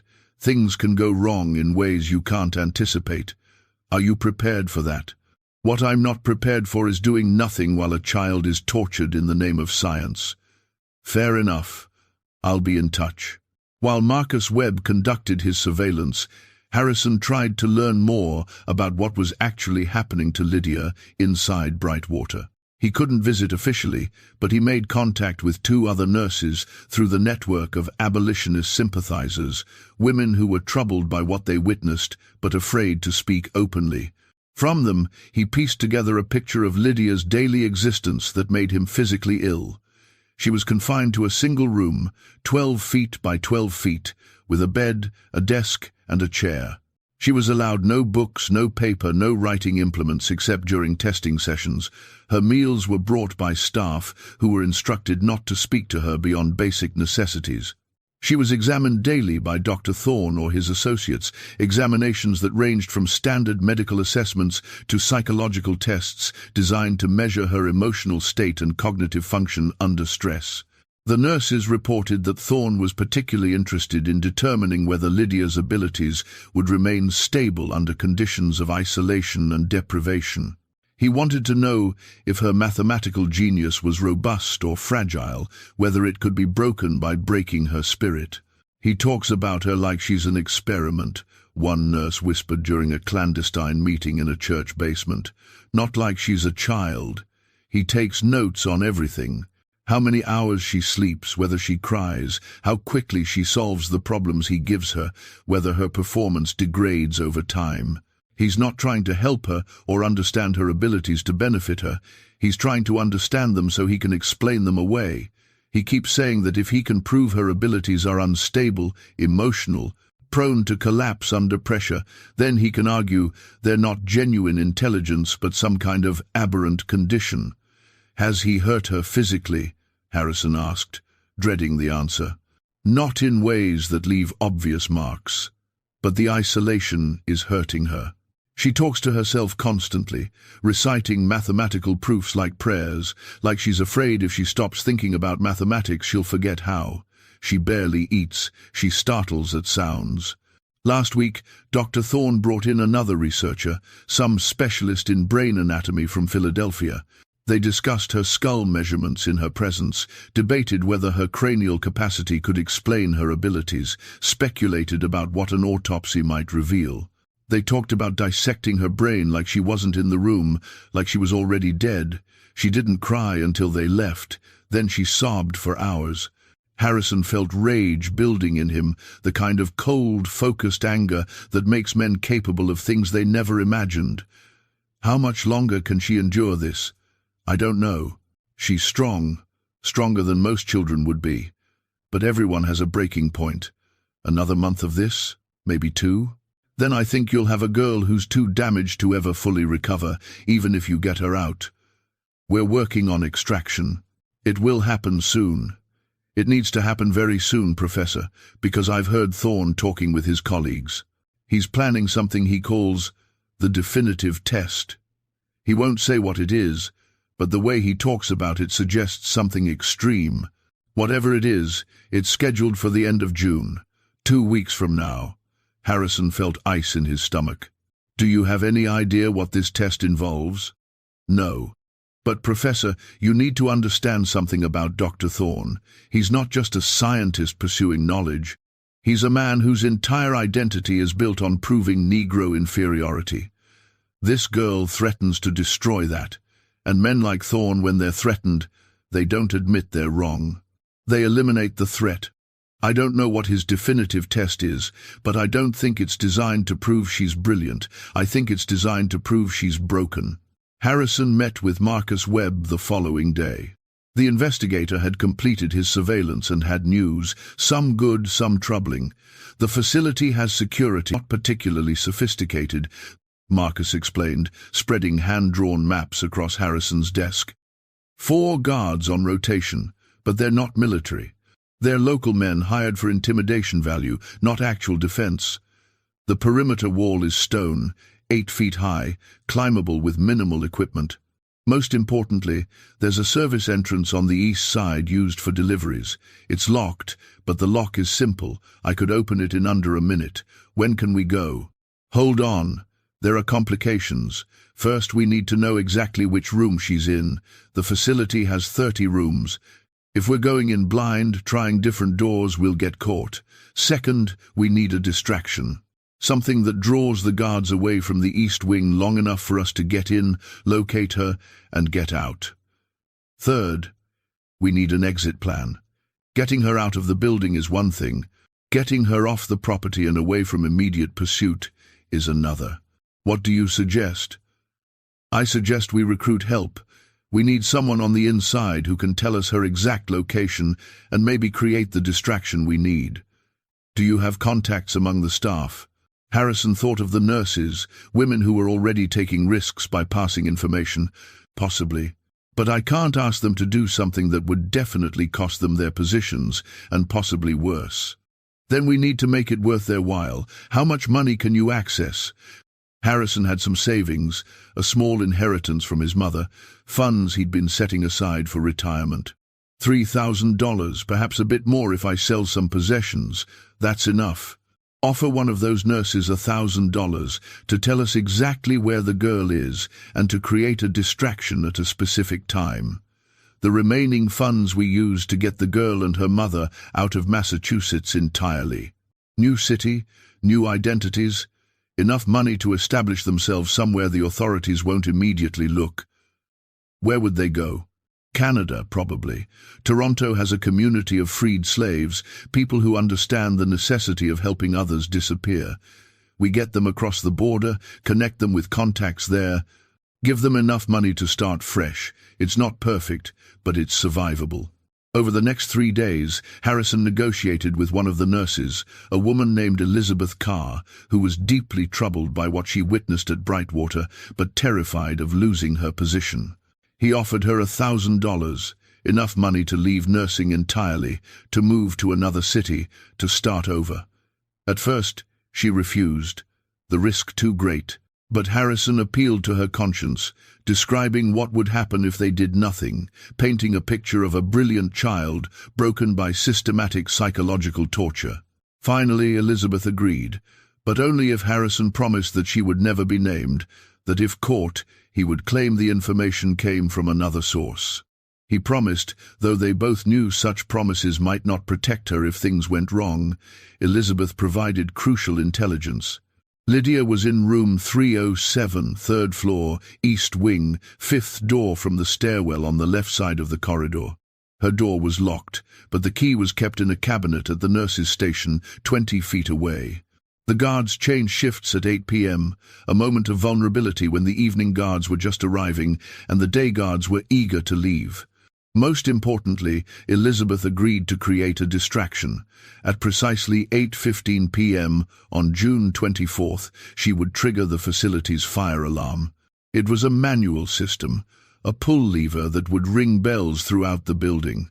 The alarm would create chaos, draw the guards to investigate, and give Harrison and Marcus perhaps 5 minutes to get in, reach Lydia's room, and get out. 5 minutes isn't much, Marcus said when they reviewed the plan. It's enough. It has to be enough. They brought Lydia Johnson into the planning. She deserved to know, deserved to be part of her daughter's rescue. When Harrison explained what they intended, Clara didn't hesitate. What do you need me to do? Wait at the roadside with a wagon, half a mile from the facility entrance. We'll bring Lydia to you, and then we run. All of us. You, Lydia, and me. Marcus will stay behind, create confusion about which direction we went. Then we separate. Marcus goes his own way. We take you and Lydia to a safe house in Connecticut, then arrange passage to Canada within a week. You're coming with us? Professor, you'll lose everything. I've already decided. I can't send you into hiding while I stay here pretending nothing happened. I'm complicit in this. I need to see it through. Clara's eyes filled with tears. Why are you doing this? Really? You're a white man with position and respect. We're nothing to you. You're not nothing. Your daughter is one of the most remarkable people I've ever known. And if I stand by and watch her be destroyed because acknowledging her brilliance is inconvenient, then everything I've claimed to believe about human dignity and truth and justice is a lie. I'd rather lose my career than live that lie. The days before June 24th moved with agonizing slowness. Harrison continued his normal teaching duties, maintaining the appearance that nothing was wrong, all while making quiet preparations. He withdrew his savings in cash, converted some to traveler's checks under a false name. He packed a bag with essentials, clothes, documents, funds. He wrote letters to colleagues, sealed and dated, to be opened only if he didn't return, letters explaining what he'd done and why. He said goodbye to his life because he understood that after June 24th, Professor Harrison Webb of MIT would cease to exist. He would become Harrison Miller, or John Collins, or whatever name they chose in Canada. He would become a fugitive, a kidnapper in the eyes of the law, a man who had thrown away respectability for principle. And he found that he was more at peace with that decision than he'd been with anything in his careful, respectable academic career. June 24th, 1897, arrived with the kind of perfect summer weather that feels obscene when you're planning something terrible and necessary. Harrison and Marcus met at 3 p.m. in a rented room 2 miles from Brightwater, going through the plan one final time, checking equipment, timing each step. They would approach the facility at 7:30, using the cover of dusk. They would wait near the east service entrance until 8:15, when Elizabeth triggered the alarm. Then they would move. At 8 p.m., they were in position, hidden in the tree line near Brightwater's eastern wall. Harrison could hear his own heartbeat, loud and irregular. He'd never done anything remotely like this, never broken a law more serious than overdue library books. Now he was preparing to break into a private facility, remove a child against state authority, flee across state lines. Every instinct of his ordered, academic life screamed that this was wrong, illegal, career-ending. And yet, sitting in those trees watching the sun sink behind Brightwater's stone walls, he knew with absolute certainty that it was right. At 8:14, Marcus checked his pocket watch. 1 minute. You remember the route? East entrance, second floor service stairs, third floor, left corridor, fifth door. If anything goes wrong, if we get separated, you run. Don't wait for me. Get the girl and run. I'm not leaving without her. I know. That's what worries me. You're a good man, Professor. But good men aren't always good at the kind of ugly necessities that the fire alarm exploded into sound, bells clanging throughout Brightwater, the noise carrying across the grounds. Marcus moved immediately, running low toward the service entrance. Harrison followed, his breath harsh in his throat, his legs clumsy with adrenaline. Marcus reached the door, pulled out lockpicks, worked for 30 seconds that felt like hours. The lock clicked. They were inside. The interior was chaos, exactly as hoped. Staff running toward the alarm, guards shouting questions, patients in some rooms crying out in confusion or fear. Harrison and Marcus moved against the flow, heading for the service stairs, while everyone else converged on the supposed fire. Up the stairs, legs burning, lungs aching. Second floor. Keep going. Third floor. The corridor stretched ahead, dim and institutional, doors on both sides. Fifth door on the left. Harrison counted, his vision narrowing to that single objective. There. Room 307. He tried the handle. Locked. The keys, he gasped. Nurse's station. Marcus was already moving, 20 feet down the corridor, reaching the cabinet Elizabeth had described. He forced it open with a crowbar, grabbed a ring of keys, ran back. Tried the first key. Wrong. Second key. Wrong. Third key. The lock turned. The door opened. And Harrison Webb saw what had become of Lydia Johnson. She sat on the bed, curled into herself, her arms wrapped around her knees. She was thinner than when he'd last seen her, her face hollow, her eyes too large. She wore a plain institutional gown, grey and shapeless. When the door opened, she flinched, pressing herself against the wall, her expression showing pure terror before recognition slowly filtered through. Professor Webb? Her voice was hoarse, as if she hadn't used it properly in weeks. Lydia, we're getting you out. Right now. Can you walk? I don't understand. How are you? No time to explain. We have perhaps 3 minutes before they realize the alarm is false and start searching. Can you walk? She nodded, standing unsteadily. Harrison moved to her, supporting her weight as they moved toward the door. Marcus was already in the corridor, checking both directions. Clear. Move. They half walked, half carried Lydia toward the service stairs. Behind them, Harrison heard shouting, someone yelling that there was no fire, that it was a false alarm, that everyone should return to their stations. They reached the stairs and started down. Second floor. Keep moving. First floor. The service entrance was ahead, the door they'd come through still unlocked. Almost there. Almost. A guard appeared at the end of the corridor, confused at first, then alarmed. Hey, what are you doing with that patient? Marcus didn't hesitate. He charged the guard, hitting him hard in the midsection, driving him back against the wall. The guard struggled, reaching for a whistle on his belt. Marcus hit him again, a vicious punch that dropped the man to the floor, unconscious or stunned. Go, Marcus shouted. I'll hold them here. Get her out. Harrison ran, supporting Lydia, bursting through the service entrance into the evening air.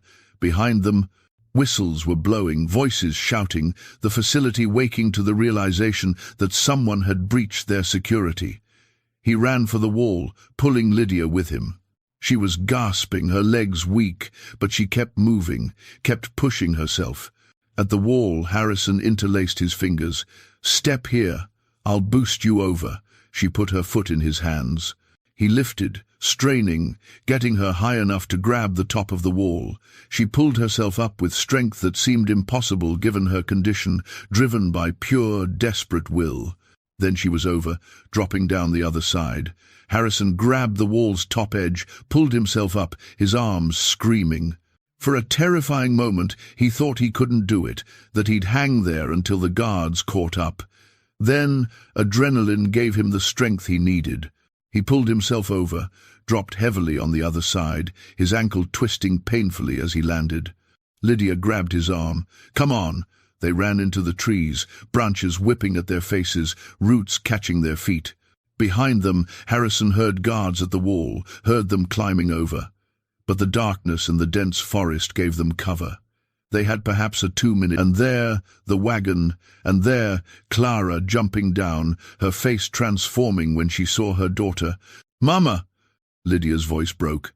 She stumbled forward, falling into her mother's arms, both of them sobbing. "In the wagon," Harrison gasped. "Now, they're right behind us." Clara lifted Lydia into the wagon bed, climbed up after her. Harrison pulled himself onto the driver's bench, grabbed the reins, snapped them hard. The horse started forward, slow at first, then faster, pulling them away from Brightwater, away from the sounds of pursuit, away from the facility where they'd tried to break a brilliant child's mind. They drove through the night, changing roads frequently, heading generally northeast toward Connecticut.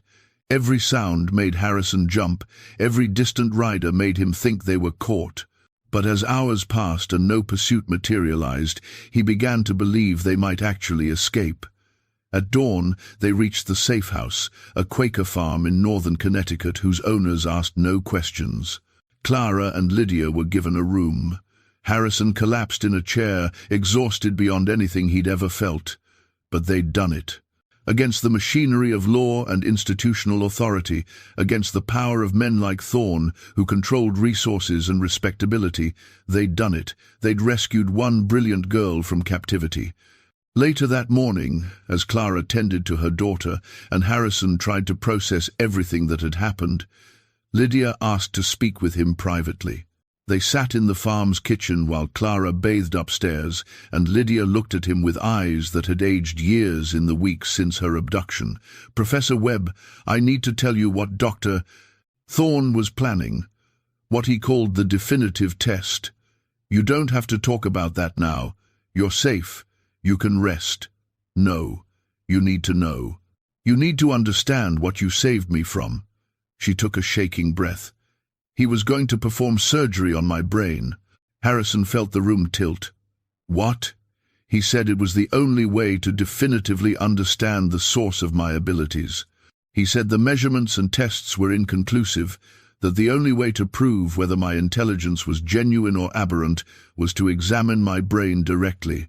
He described the procedure in detail, how he would open my skull, remove sections of brain tissue for analysis, map the structures that might explain my abilities.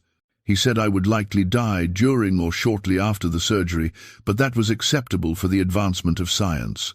He said my sacrifice would help determine the truth about racial intelligence once and for all. She was crying now, silently, tears streaming down her face. He talked about it like he was being kind to me, like he was doing me a favor by making my death meaningful. He kept saying that surely I understood the importance of contributing to scientific knowledge, that this was my chance to matter, to be part of something larger than myself. And I realized that he genuinely believed it. He thought he was being reasonable, that killing me to study my brain was a legitimate scientific methodology. Because to him, I'm not a person. I'm a specimen, and specimens exist to be studied, no matter what it costs them. Harrison pulled her into an embrace, feeling her thin frame shaking against him. "He will never touch you again, I promise. We're taking you somewhere he can't reach you. You'll be free to learn and grow and become whatever you're capable of becoming. And he'll spend the rest of his life knowing that the evidence that proved him wrong escaped. Do you think he'll stop looking for me? I think he'll try to find you. But, Professor, the world is large, and we're going to make you disappear into it so thoroughly that Dr. Marcus Thorne will search for the rest of his life and never find you. You'll become a ghost story, the brilliant girl who vanished, the one who got away, and that will haunt him forever." For the first time since her rescue, Lydia smiled, a small, fierce expression that suggested that despite everything they'd done to her, despite all the weeks of isolation and examination and fear, they hadn't broken what mattered most. Her mind was still hers, her brilliance still burned, And now she would have the chance to see what she could become when given freedom instead of captivity, education instead of examination, humanity instead of being treated as a specimen. But the question that haunted all of them as they prepared for the final journey to Canada was whether escape was enough.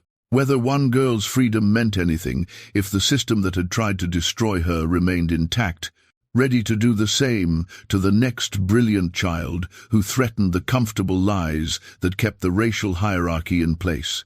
And it's here, at this moment of successful escape but uncertain future, that we must pause again.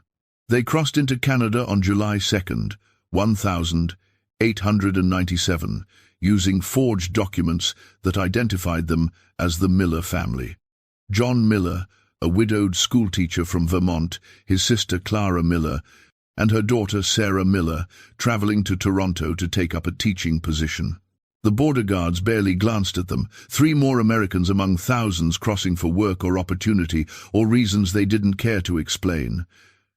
And just like that, Professor Harrison Webb ceased to exist.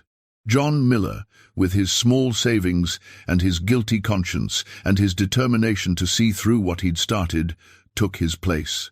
Toronto in 1897 was a city transformed by migration. Thousands of freed slaves and their descendants had made their way north over the decades, creating communities that understood the necessity of protecting those who fled American injustice. The Millers, as they now called themselves, found rooms in one of these communities, a boarding house run by a woman named Margaret Hawthorne, whose own parents had escaped slavery via the Underground Railroad 50 years earlier. Margaret asked no questions about their past, required no explanations for the careful way they avoided giving details about where they'd come from or why they'd left. She'd seen enough refugees to recognize the signs, people who startled at unexpected knocks, who read newspapers with anxious attention to articles about fugitives and extradition, who kept bags packed near the door in case they needed to run again. She gave them space, offered quiet support, and connected them with others who might help. The first months were about survival and adjustment. Harrison, now John, found work tutoring the children of wealthy Toronto families, using his genuine mathematical expertise while carefully avoiding any mention of MIT or his academic credentials. The pay was modest but adequate. Clara found work as a seamstress, her cleaning days behind her, finally doing labor that didn't leave her exhausted and aching. And Lydia, now Sarah, slowly began to recover from the trauma of Brightwater. The physical recovery came first. Regular meals, rest, freedom from the constant stress of examination and confinement. She gained weight, her face filling out, color returning to her skin, but the psychological recovery took longer. She had nightmares that left her screaming, waking the entire boarding house. She couldn't tolerate locked doors, would panic if left alone in a closed room. She startled at footsteps in hallways, convinced that guards were coming, and she couldn't do mathematics. This was perhaps the most troubling symptom. When Harrison tried to continue her education, presenting her with problems that she would once have solved instantly, she would stare at the paper with rising panic, her breath quickening, her hands shaking. The mathematics that had once been her refuge, the one thing that made sense in a chaotic world, had been poisoned by association with Thorne's examinations. Every equation reminded her of the testing room at Brightwater. Every calculation brought back memories of being asked to perform, to prove her abilities, to demonstrate her value as a specimen. "I can't see it anymore," she told Harrison one evening, 3 months after their escape, tears of frustration streaming down her face. "The shapes, the patterns, the way numbers used to fit together in my head, it's like there's fog over everything. I look at a problem and I just see symbols on paper, not the architecture underneath. He broke something in me, Professor. Doctor. Thorne broke the part of my mind that could do the thing that made me special. You're still special, Lydia. Your mind is still remarkable. You're just traumatized. That's normal after what you experienced. But what if it doesn't come back? What if I lost it permanently? Then what was the point? We ran, you gave up everything, Mama lost her home, and for what? To save a girl who isn't even particularly smart anymore? Harrison grabbed her shoulders, forcing her to meet his eyes. Listen to me carefully. Your value as a human being has nothing to do with your mathematical abilities. Nothing. You are worthwhile because you exist, because you're a person with thoughts and feelings and dignity, not because you can solve equations faster than other people. Even if you never do advanced mathematics again for the rest of your life still matters. You still matter. Do you understand? She wanted to believe him. But she'd spent her entire life being told that her only value was in her exceptional abilities, that the only reason people like Professor Webb paid attention to her was because she could do things other people couldn't. Take away the mathematics and what was left? Just another colored girl in a world that had no use for colored girls. The breakthrough came in October, 4 months after their escape. Lydia was walking through Toronto's Market District with her mother when she stopped suddenly, staring at a construction site where workers were building a new commercial building. Clara, accustomed to her daughter's strange focuses, waited patiently. "Mama," Lydia said slowly, "that beam they're placing, it's going to fail. The angle is wrong for the load distribution." "I can see it." "How can you see that, baby?" "Because—" Lydia paused, her hand moving through the air as if tracing invisible lines. "Because I can see the forces again. The mathematics. It's coming back." "Oh God, Mama, it's coming back." She started crying, but this time with relief and joy. The fog in her mind was lifting. The shapes and patterns she'd thought were lost forever were revealing themselves again, still there, just buried under trauma, waiting for safety and time to uncover them. The recovery wasn't instant or complete. There were still bad days when the mathematics eluded her, when memory of Brightwater overwhelmed everything else. But gradually, steadily, Lydia's abilities returned.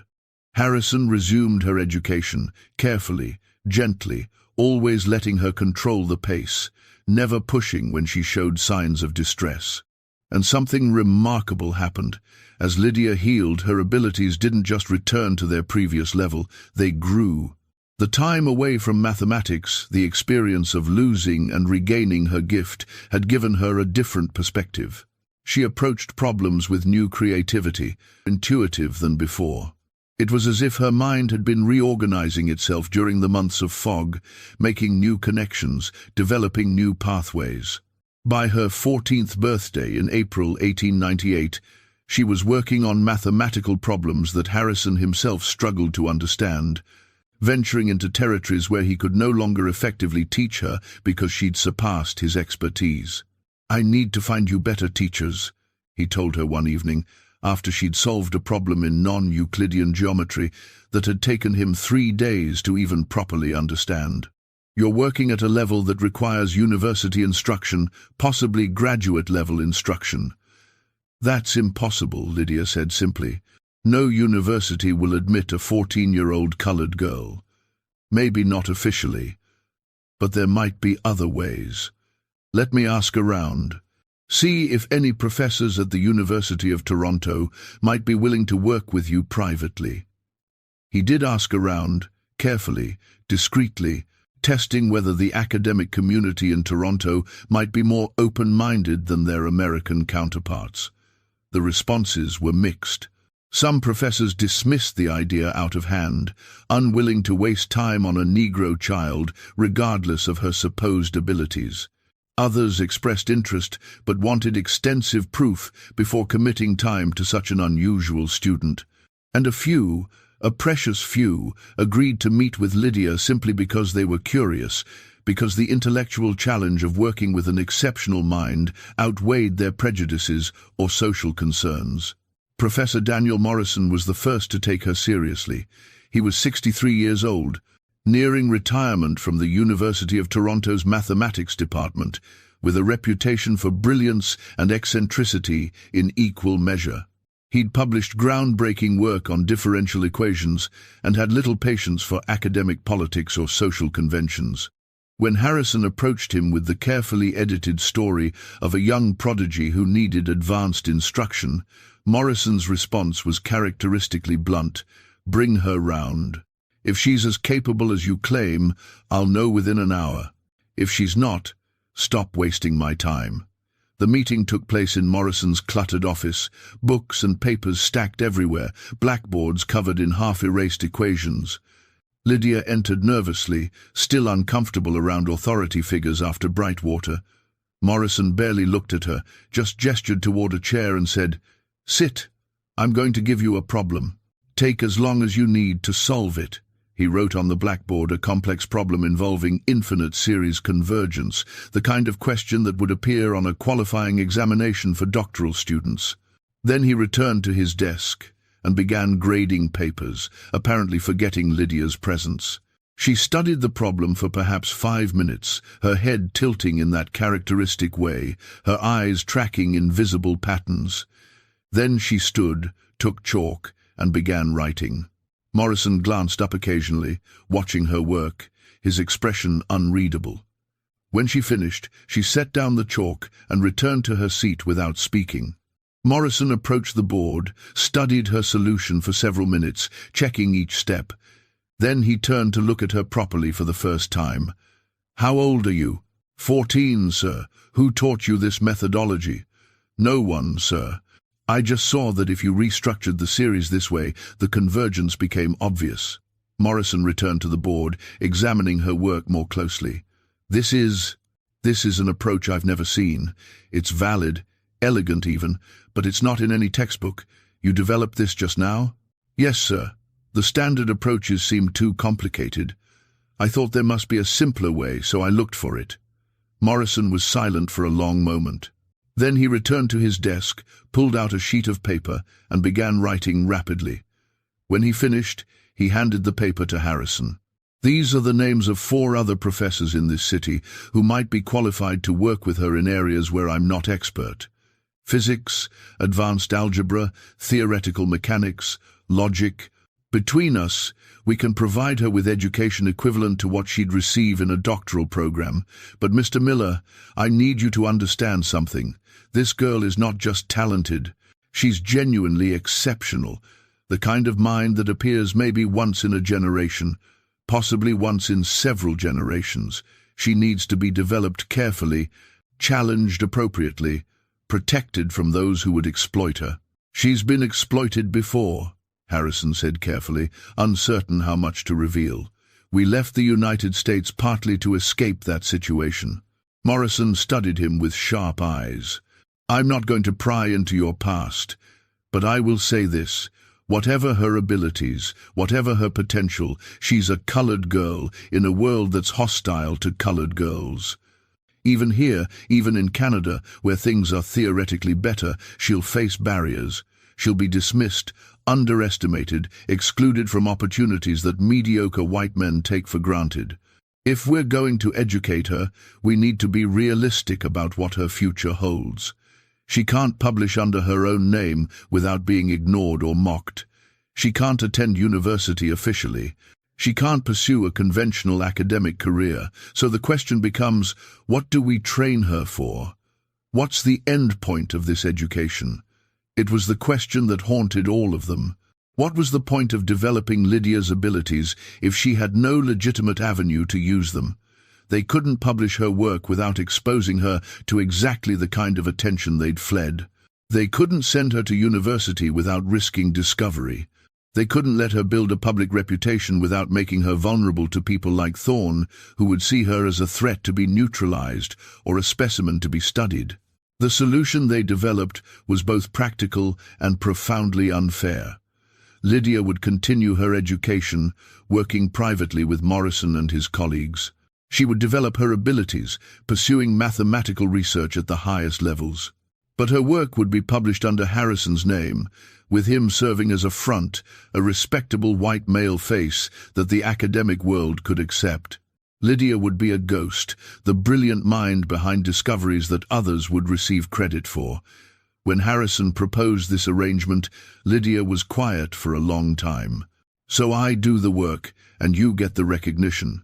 Yes, it's unjust, and I hate it. But it's the only way I can see for your work to actually reach people who might use it, build on it, advance the field. If we publish under your name, it will be ignored or dismissed. If we publish under mine, it has a chance to matter. Will anyone know? Eventually, I mean. Will history know that I'm the one who actually did the work? I'll document everything. Every paper we publish, I'll keep records showing you're the true author.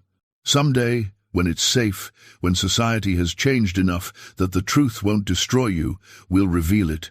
But that might not happen in our lifetimes. Lydia looked at her mother, seeking guidance. Clara's expression was pained. Baby, I can't tell you what to do. This is your genius, your life. But I can tell you that invisible survival is better than spectacular destruction. If this is what it takes for you to do the work you love without being imprisoned or dissected by men who see you as a threat, then maybe it's worth it. Will I ever get to just be myself? Lydia asked, the question carrying the weight of everything she'd lost. Will I ever get to stand in front of people and say, I solved this, I discovered this, I matter? I don't know, Harrison admitted. I hope so. I hope we're building toward a world where that becomes possible. But I can't promise it. Lydia was 14 years old, already traumatized by captivity, already aware that her brilliance was both gift and curse. She made the choice that countless other brilliant people suppressed by systems of oppression have made throughout history. She chose invisible contribution over visible destruction. All right, we'll do it your way. But Professor Webb, promise me something. Promise that you'll document everything. Promise that someday, somehow, the truth will come out. I don't need statues or fame. I just need someone someday to know I existed, that I wasn't just a ghost, that I mattered. I promise. And so began one of the strangest collaborations in mathematical history. Over the next 15 years, from 1898 to 1913, Harrison Webb published 17 papers in various mathematical and engineering journals, work that earned him a reputation as a brilliant and unconventional thinker. The papers covered topics ranging from advanced topology to fluid dynamics to theoretical mechanics, each one pushing the boundaries of existing knowledge, each one written in a distinctive style that emphasized visual and intuitive approaches to complex problems. What the mathematical community didn't know was that every one of those papers had been written by Lydia Johnson, working in a small apartment in Toronto, filling notebooks with ideas and proofs that Harrison would then transcribe and submit under his name. She would develop the core concepts, work through the mathematics, explain her reasoning to Harrison. He would write it up in formal academic language, add references and citations, navigate the publication process. They were a team, but an invisible one, with only one of them visible to the world. The mathematics itself was extraordinary. Lydia's 1902 paper on novel approaches to calculating stress distribution in complex structural systems would become foundational to modern structural engineering, though it would be credited to Harrison Webb.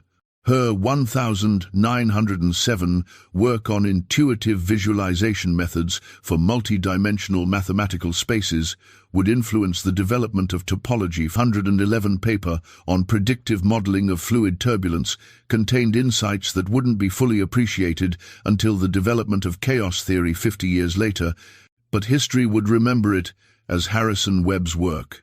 She was brilliant, productive, contributing meaningfully to human knowledge, and she was erased, her name absent from the historical record, her achievements attributed to someone else. It was survival, but it was also a kind of slow death, the gradual disappearance of identity in exchange for the ability to keep doing the work she loved. If you've stayed with me this far through Lydia's story, through her discovery and exploitation and escape and eventual anonymous contribution, I want to ask you something. How many other brilliant minds have been lost to history because systems of oppression made it impossible for them to be acknowledged? How many discoveries are credited to the wrong people because the real geniuses were the wrong color, wrong gender, wrong class. Subscribe to the Sealed Room, because we're committed to uncovering these buried stories, to refusing to let brilliance be forgotten just because it appeared in people that society decided didn't matter. Tell me in the comments what you think about Lydia's choice to work anonymously. Was it the right decision? What would you have done? Your engagement helps us continue this work of historical recovery. But Lydia's story doesn't end with anonymous publication. Because in 1913, something happened that would force all of them to confront the question of whether silent survival was enough. Dr. Marcus Thorne published a book. It was titled The Question of Negro Intelligence, a Scientific Assessment, and it was designed to be the definitive statement on racial hierarchy, a comprehensive argument that Negro intellectual inferiority was biological, immutable, and scientifically proven. The book was 500 pages of craniometric data, intelligence test results, comparative studies, all building toward the conclusion that white supremacy wasn't a social preference, but a natural law supported by objective evidence. And buried in Chapter 7, there was a case study that made Harrison's blood run cold when he read it. The case of E.D., a cautionary tale of anomalous presentation. Thorne didn't use Lydia's name, but he described her case in detail. The 13-year-old Negro girl who had demonstrated apparently remarkable mathematical abilities. The examination at MIT. The subsequent detailed study that revealed the truth about her condition. According to Thorne's account, follow-up examination had shown that the girl's abilities were not genuine intelligence, but rather a form of savant syndrome, a narrow calculation skill divorced from real comprehension. He claimed that under controlled conditions, she had failed to demonstrate the abilities initially reported.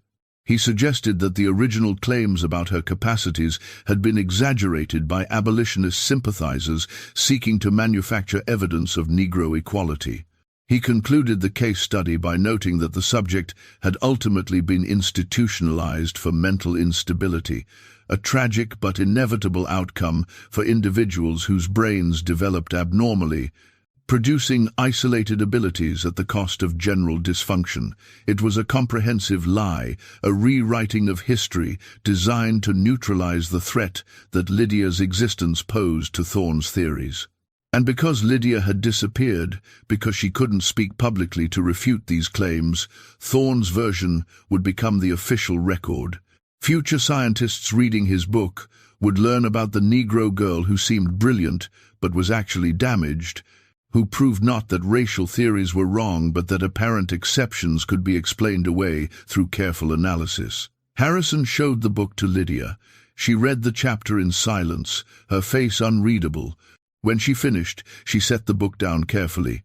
"He's erasing me, not just my name, but my existence as anything other than a cautionary tale. He's taking everything I am and turning it into evidence for what he wanted to prove all along. We can refute this. We can publish a response, explain what really happened." Under whose name? Yours. Then Thorne will ask how you know so much about this girl's case unless you were directly involved, which would lead to questions about where she is now, which would expose us. We can't fight this without destroying ourselves, so we let him lie. We keep doing what we've been doing. We keep contributing, keep advancing mathematics, keep proving through our work that the mind behind it is brilliant. Maybe that's enough. Maybe the work matters more than the recognition. But the bitterness in her voice suggested she didn't entirely believe that.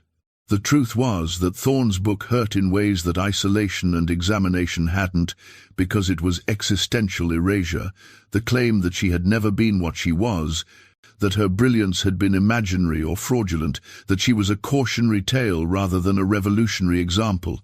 How do you fight that? How do you prove you exist when the system is designed to deny your existence? Over the following years, Harrison and Lydia continued their collaboration, continued producing papers, continued advancing mathematical knowledge, but something had changed. Lydia became more withdrawn, more isolated. She rarely left the apartment. She poured herself into mathematics with an intensity that bordered on obsession, as if trying to prove something to herself, if not to the world. Clara watched her daughter with growing concern. "She's disappearing," Clara told Harrison in 1916, 20 years after they'd fled to Canada. "Not physically, but in every other way. She's becoming nothing but the mathematics, like she's decided that if she can't be becoming nothing but the mathematics, like she's decided that if she can't be a person in the world, she'll just be a mind doing calculations. That's not living. What do you suggest? We've tried everything we can think of to give her a normal life while protecting her from exposure. I don't know, but I know this can't continue. My daughter is 29 years old. She's never had a romantic relationship because she's terrified anyone she gets close to will discover who she really is. She has no friends because friendship requires sharing yourself, and she can't share herself without risking everything. She's a ghost, and I'm starting to think that maybe dying as herself would have been better than surviving as nobody." It was a brutal assessment, and Harrison couldn't argue against it. In saving Lydia's life, had they condemned her to a different kind of death? The slow erasure of identity, the gradual disappearance of self. The question haunted him, and it was still haunting him on March 17th, 1918, when Lydia Johnson died of influenza during the great pandemic that swept across the world that year. She was 56 years old, worn out from decades of labor and worry, her last years spent watching her brilliant daughter fade into anonymity. Lydia, who remembered everything perfectly, would never forget her mother's final words. "Baby, promise me something. Promise me you'll find a way to be yourself. Even if it's dangerous, even if it means losing the work, you can't spend your whole life being someone else's ghost. Promise me." "I promise, Mama," but it was a promise Lydia didn't know how to keep. After Clara's death, something broke in Lydia, or perhaps something that had been holding together through sheer will finally came apart. She stopped working on mathematics. She stopped responding to Harrison's attempts to engage her. She spent days sitting silently, staring at nothing, trapped in memories that her perfect recall wouldn't let fade. The trauma of Brightwater, the years of hiding, the erosion of identity, her mother's death, all of it accumulating into a weight that no amount of mathematical brilliance could solve.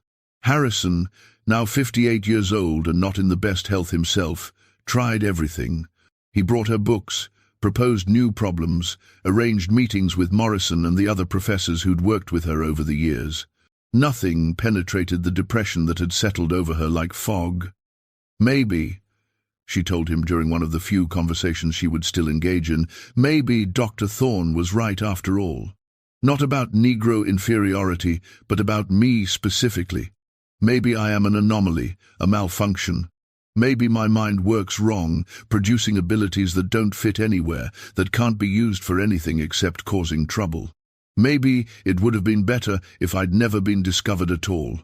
If I'd just stayed a cleaning woman's daughter, illiterate and invisible, living a small life that didn't threaten anyone. You can't believe that. You've contributed more to mathematics than most people who have full careers and public recognition. I've contributed anonymously under a false name while hiding from the world. What's the point? What does any of it matter if I don't exist?" Harrison had no answer, and he was running out of time to find one. His own health was declining, his heart condition worsening. The doctor had told him he probably had 2 years at most. What would happen to Lydia when he died? Who would protect her? Who would document her work? Who would remember that she was real? In the summer of 1919, Harrison made a decision. He wrote a detailed account of everything that had happened, from discovering Lydia in 1897 to the present day. He documented her abilities, the examination, the abduction, the rescue, the years of anonymous collaboration. He collected all of Lydia's original manuscripts, her notebooks full of mathematical derivations and ideas, proof that she was the true author of the work published under his name. And he sealed it all in a metal box with instructions that it should be opened in 1969, 50 years in the future, when presumably the racial climate would have changed enough that Lydia's story could be told without endangering anyone. He showed the box to Lydia. "This is your legacy. Everything you've done, everything you've been. Someday, people will know the truth." She looked at the box with hollow eyes. 50 years. I'll probably be dead by then. So I get to spend my entire life being nobody, and then become somebody after I'm gone. That's supposed to comfort me? It's the best I can do. I'm sorry it's not enough. It's never, but I suppose it's more than most people like me get, so I should be grateful. There was no bitterness in her voice, which somehow made it worse. Just flat acceptance of injustice, resignation to erasure. In October 1919, Harrison Webb died of heart failure at age 59. His obituary in Toronto papers mentioned his work as a tutor and his occasional mathematical publications, noting that he'd made modest contributions to the field. It didn't mention that he'd been a professor at MIT, or that he'd sacrificed his career to rescue a brilliant child, or that the mathematical work he'd published was actually written by someone else. History recorded him as a minor figure, a footnote at best. After Harrison's death, Lydia disappeared. The few people who'd known her as Sarah Miller reported that she'd moved away, destination unknown. Morrison and the other professors who'd worked with her tried to find her, concerned about her welfare, but she'd vanished completely. Some thought she'd moved to another city, or perhaps died shortly after losing the one person who'd anchored her to the world. The metal box Harrison had sealed was placed in a safety deposit vault at a Toronto bank, to be opened in 1969 as specified in his will. But in 1925, the bank underwent reorganization. Records were lost or misfiled. The box was eventually transferred to a storage facility, its original instructions no longer attached. It sat there for decades, forgotten, gathering dust alongside thousands of other unclaimed items. In 1969, when it should have been opened, nobody knew it existed. The truth it contained remained buried. And Lydia Johnson? What became of her after Harrison's death? For 90 years, historians who noticed the occasional reference to her case assumed she'd died young, another casualty of the brutal racial conditions of the early 20th century. But in 2009, a graduate student in Toronto, researching the history of the city's black communities, found something unexpected. A death certificate from 1963 for a woman named Sarah Miller, age 79, occupation listed as seamstress. No surviving family. No notable achievements recorded. Just another elderly black woman dying quietly, unremarked, unmemoried. The graduate student almost moved on, but something about the date of birth caught her attention. April 1884. That would make her 13 in 1897, the right age to match scattered references she'd seen about a Negro mathematical prodigy in Boston who'd vanished. She dug deeper, finding a few more records. Sarah Miller had worked various jobs over the decades: seamstress, cleaning woman, occasionally as a tutor for children in her community. She'd lived alone in a small apartment in Toronto's Ward neighborhood. She'd had no children, never married, lived quietly for 44 years after Harrison Webb's death. And then the graduate student found something extraordinary. Among Sarah Miller's possessions, auctioned off after her death to pay outstanding debts, was a trunk full of notebooks. Mathematical notebooks, hundreds of pages of calculations and proofs and theoretical work, all dated from 1920 to 1963, all written in a clear, precise hand. All containing mathematics that, when the graduate student showed them to her advisor, proved to be far ahead of their time. One notebook, dated 1947, contained work on information theory that paralleled and in some ways exceeded Claude Shannon's groundbreaking research published the following year. Another, from 1952, explored concepts in computational theory that wouldn't be formalized until the development of computer science decades later. A third, from 1959, worked through problems in quantum mechanics that were still being debated. Sarah Miller, elderly black seamstress, had been producing cutting-edge mathematical research in complete isolation for over 40 years. Research that no one would see, that no one would know about, that contributed nothing to the advancement of mathematics because it was trapped in notebooks in a trunk in an apartment where nobody thought to look for genius. The graduate student spent 3 years tracking down Sarah Miller's real identity, following fragmentary references, connecting dots across a century of deliberately obscured history. She found Thorne's book with its case study of E.D. She found scattered references to a Negro prodigy in Boston in 1897. She found Harrison Webb's publications and noticed the distinctive visual intuitive style that didn't match his earlier work before 1898. And eventually, she found the metal box, forgotten in a storage facility, containing Harrison Webb's full account of Lydia Johnson's life. In 2012, the graduate student, now doctor, Jennifer Morrison, published a book titled The Ghost Mathematician, The True Story of Lydia Johnson. It documented everything: the childhood discovery, the examination, the abduction, the rescue, the decades of anonymous collaboration, the final 40 years of complete isolation. It reproduced Lydia's mathematical work, analyzed her contributions, argued for her recognition as one of the most important mathematical minds of her era. The book won academic awards. It sparked discussions about hidden figures in mathematical history, about how many other brilliant minds had been suppressed or erased by systems of oppression. Universities held symposiums about Lydia Johnson. There was talk of renaming buildings, establishing scholarships in her memory, finally giving her the recognition she'd been denied in life. But there was also backlash. Some historians questioned whether Lydia Johnson had been as brilliant as claimed, suggesting the evidence might be exaggerated or misinterpreted. Some mathematicians argued that her work, while competent, wasn't revolutionary enough to warrant the attention it was receiving. And some simply dismissed the entire story as politically motivated revisionist history, an attempt to manufacture black achievement where none existed. The arguments that Lydia Johnson had spent her life trying to escape, the debates about whether her brilliance was real or imaginary, whether she deserved recognition or should remain a footnote, continued long after her death, exactly as she'd feared they would. Because here's the terrible truth about Lydia Johnson's story. She was real. Her abilities were genuine.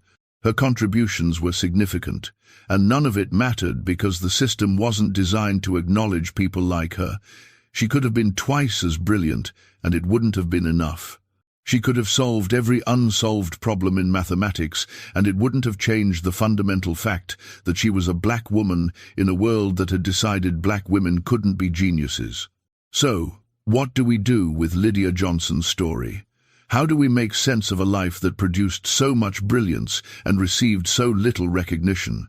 How do we honor someone who spent their entire existence being erased? Maybe we start by asking different questions, not, was she as brilliant as claimed, but, how many others like her never had anyone to document their existence at all?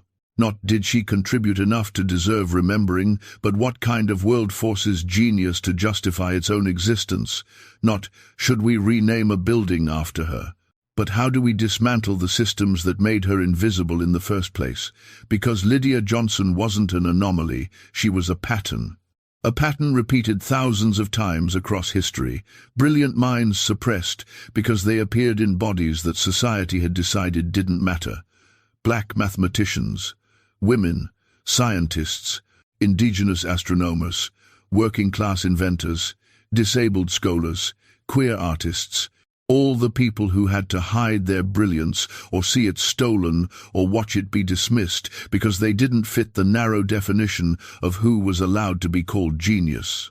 Some of them, like Lydia, left fragments of evidence behind, enough for us to reconstruct their stories, to finally acknowledge their existence. But most of them are just gone, their names forgotten, their work unrecorded, their brilliance vanished as if it never existed, and that's the real tragedy. Not just what happened to Lydia Johnson, but what happened to all the others we'll never know about. So here's what I want you to take from Lydia's story. When you hear about someone being brilliant, being revolutionary, being exceptional, ask yourself, who's not in that conversation? Who should be there but isn't? Who got erased so that someone else could take credit?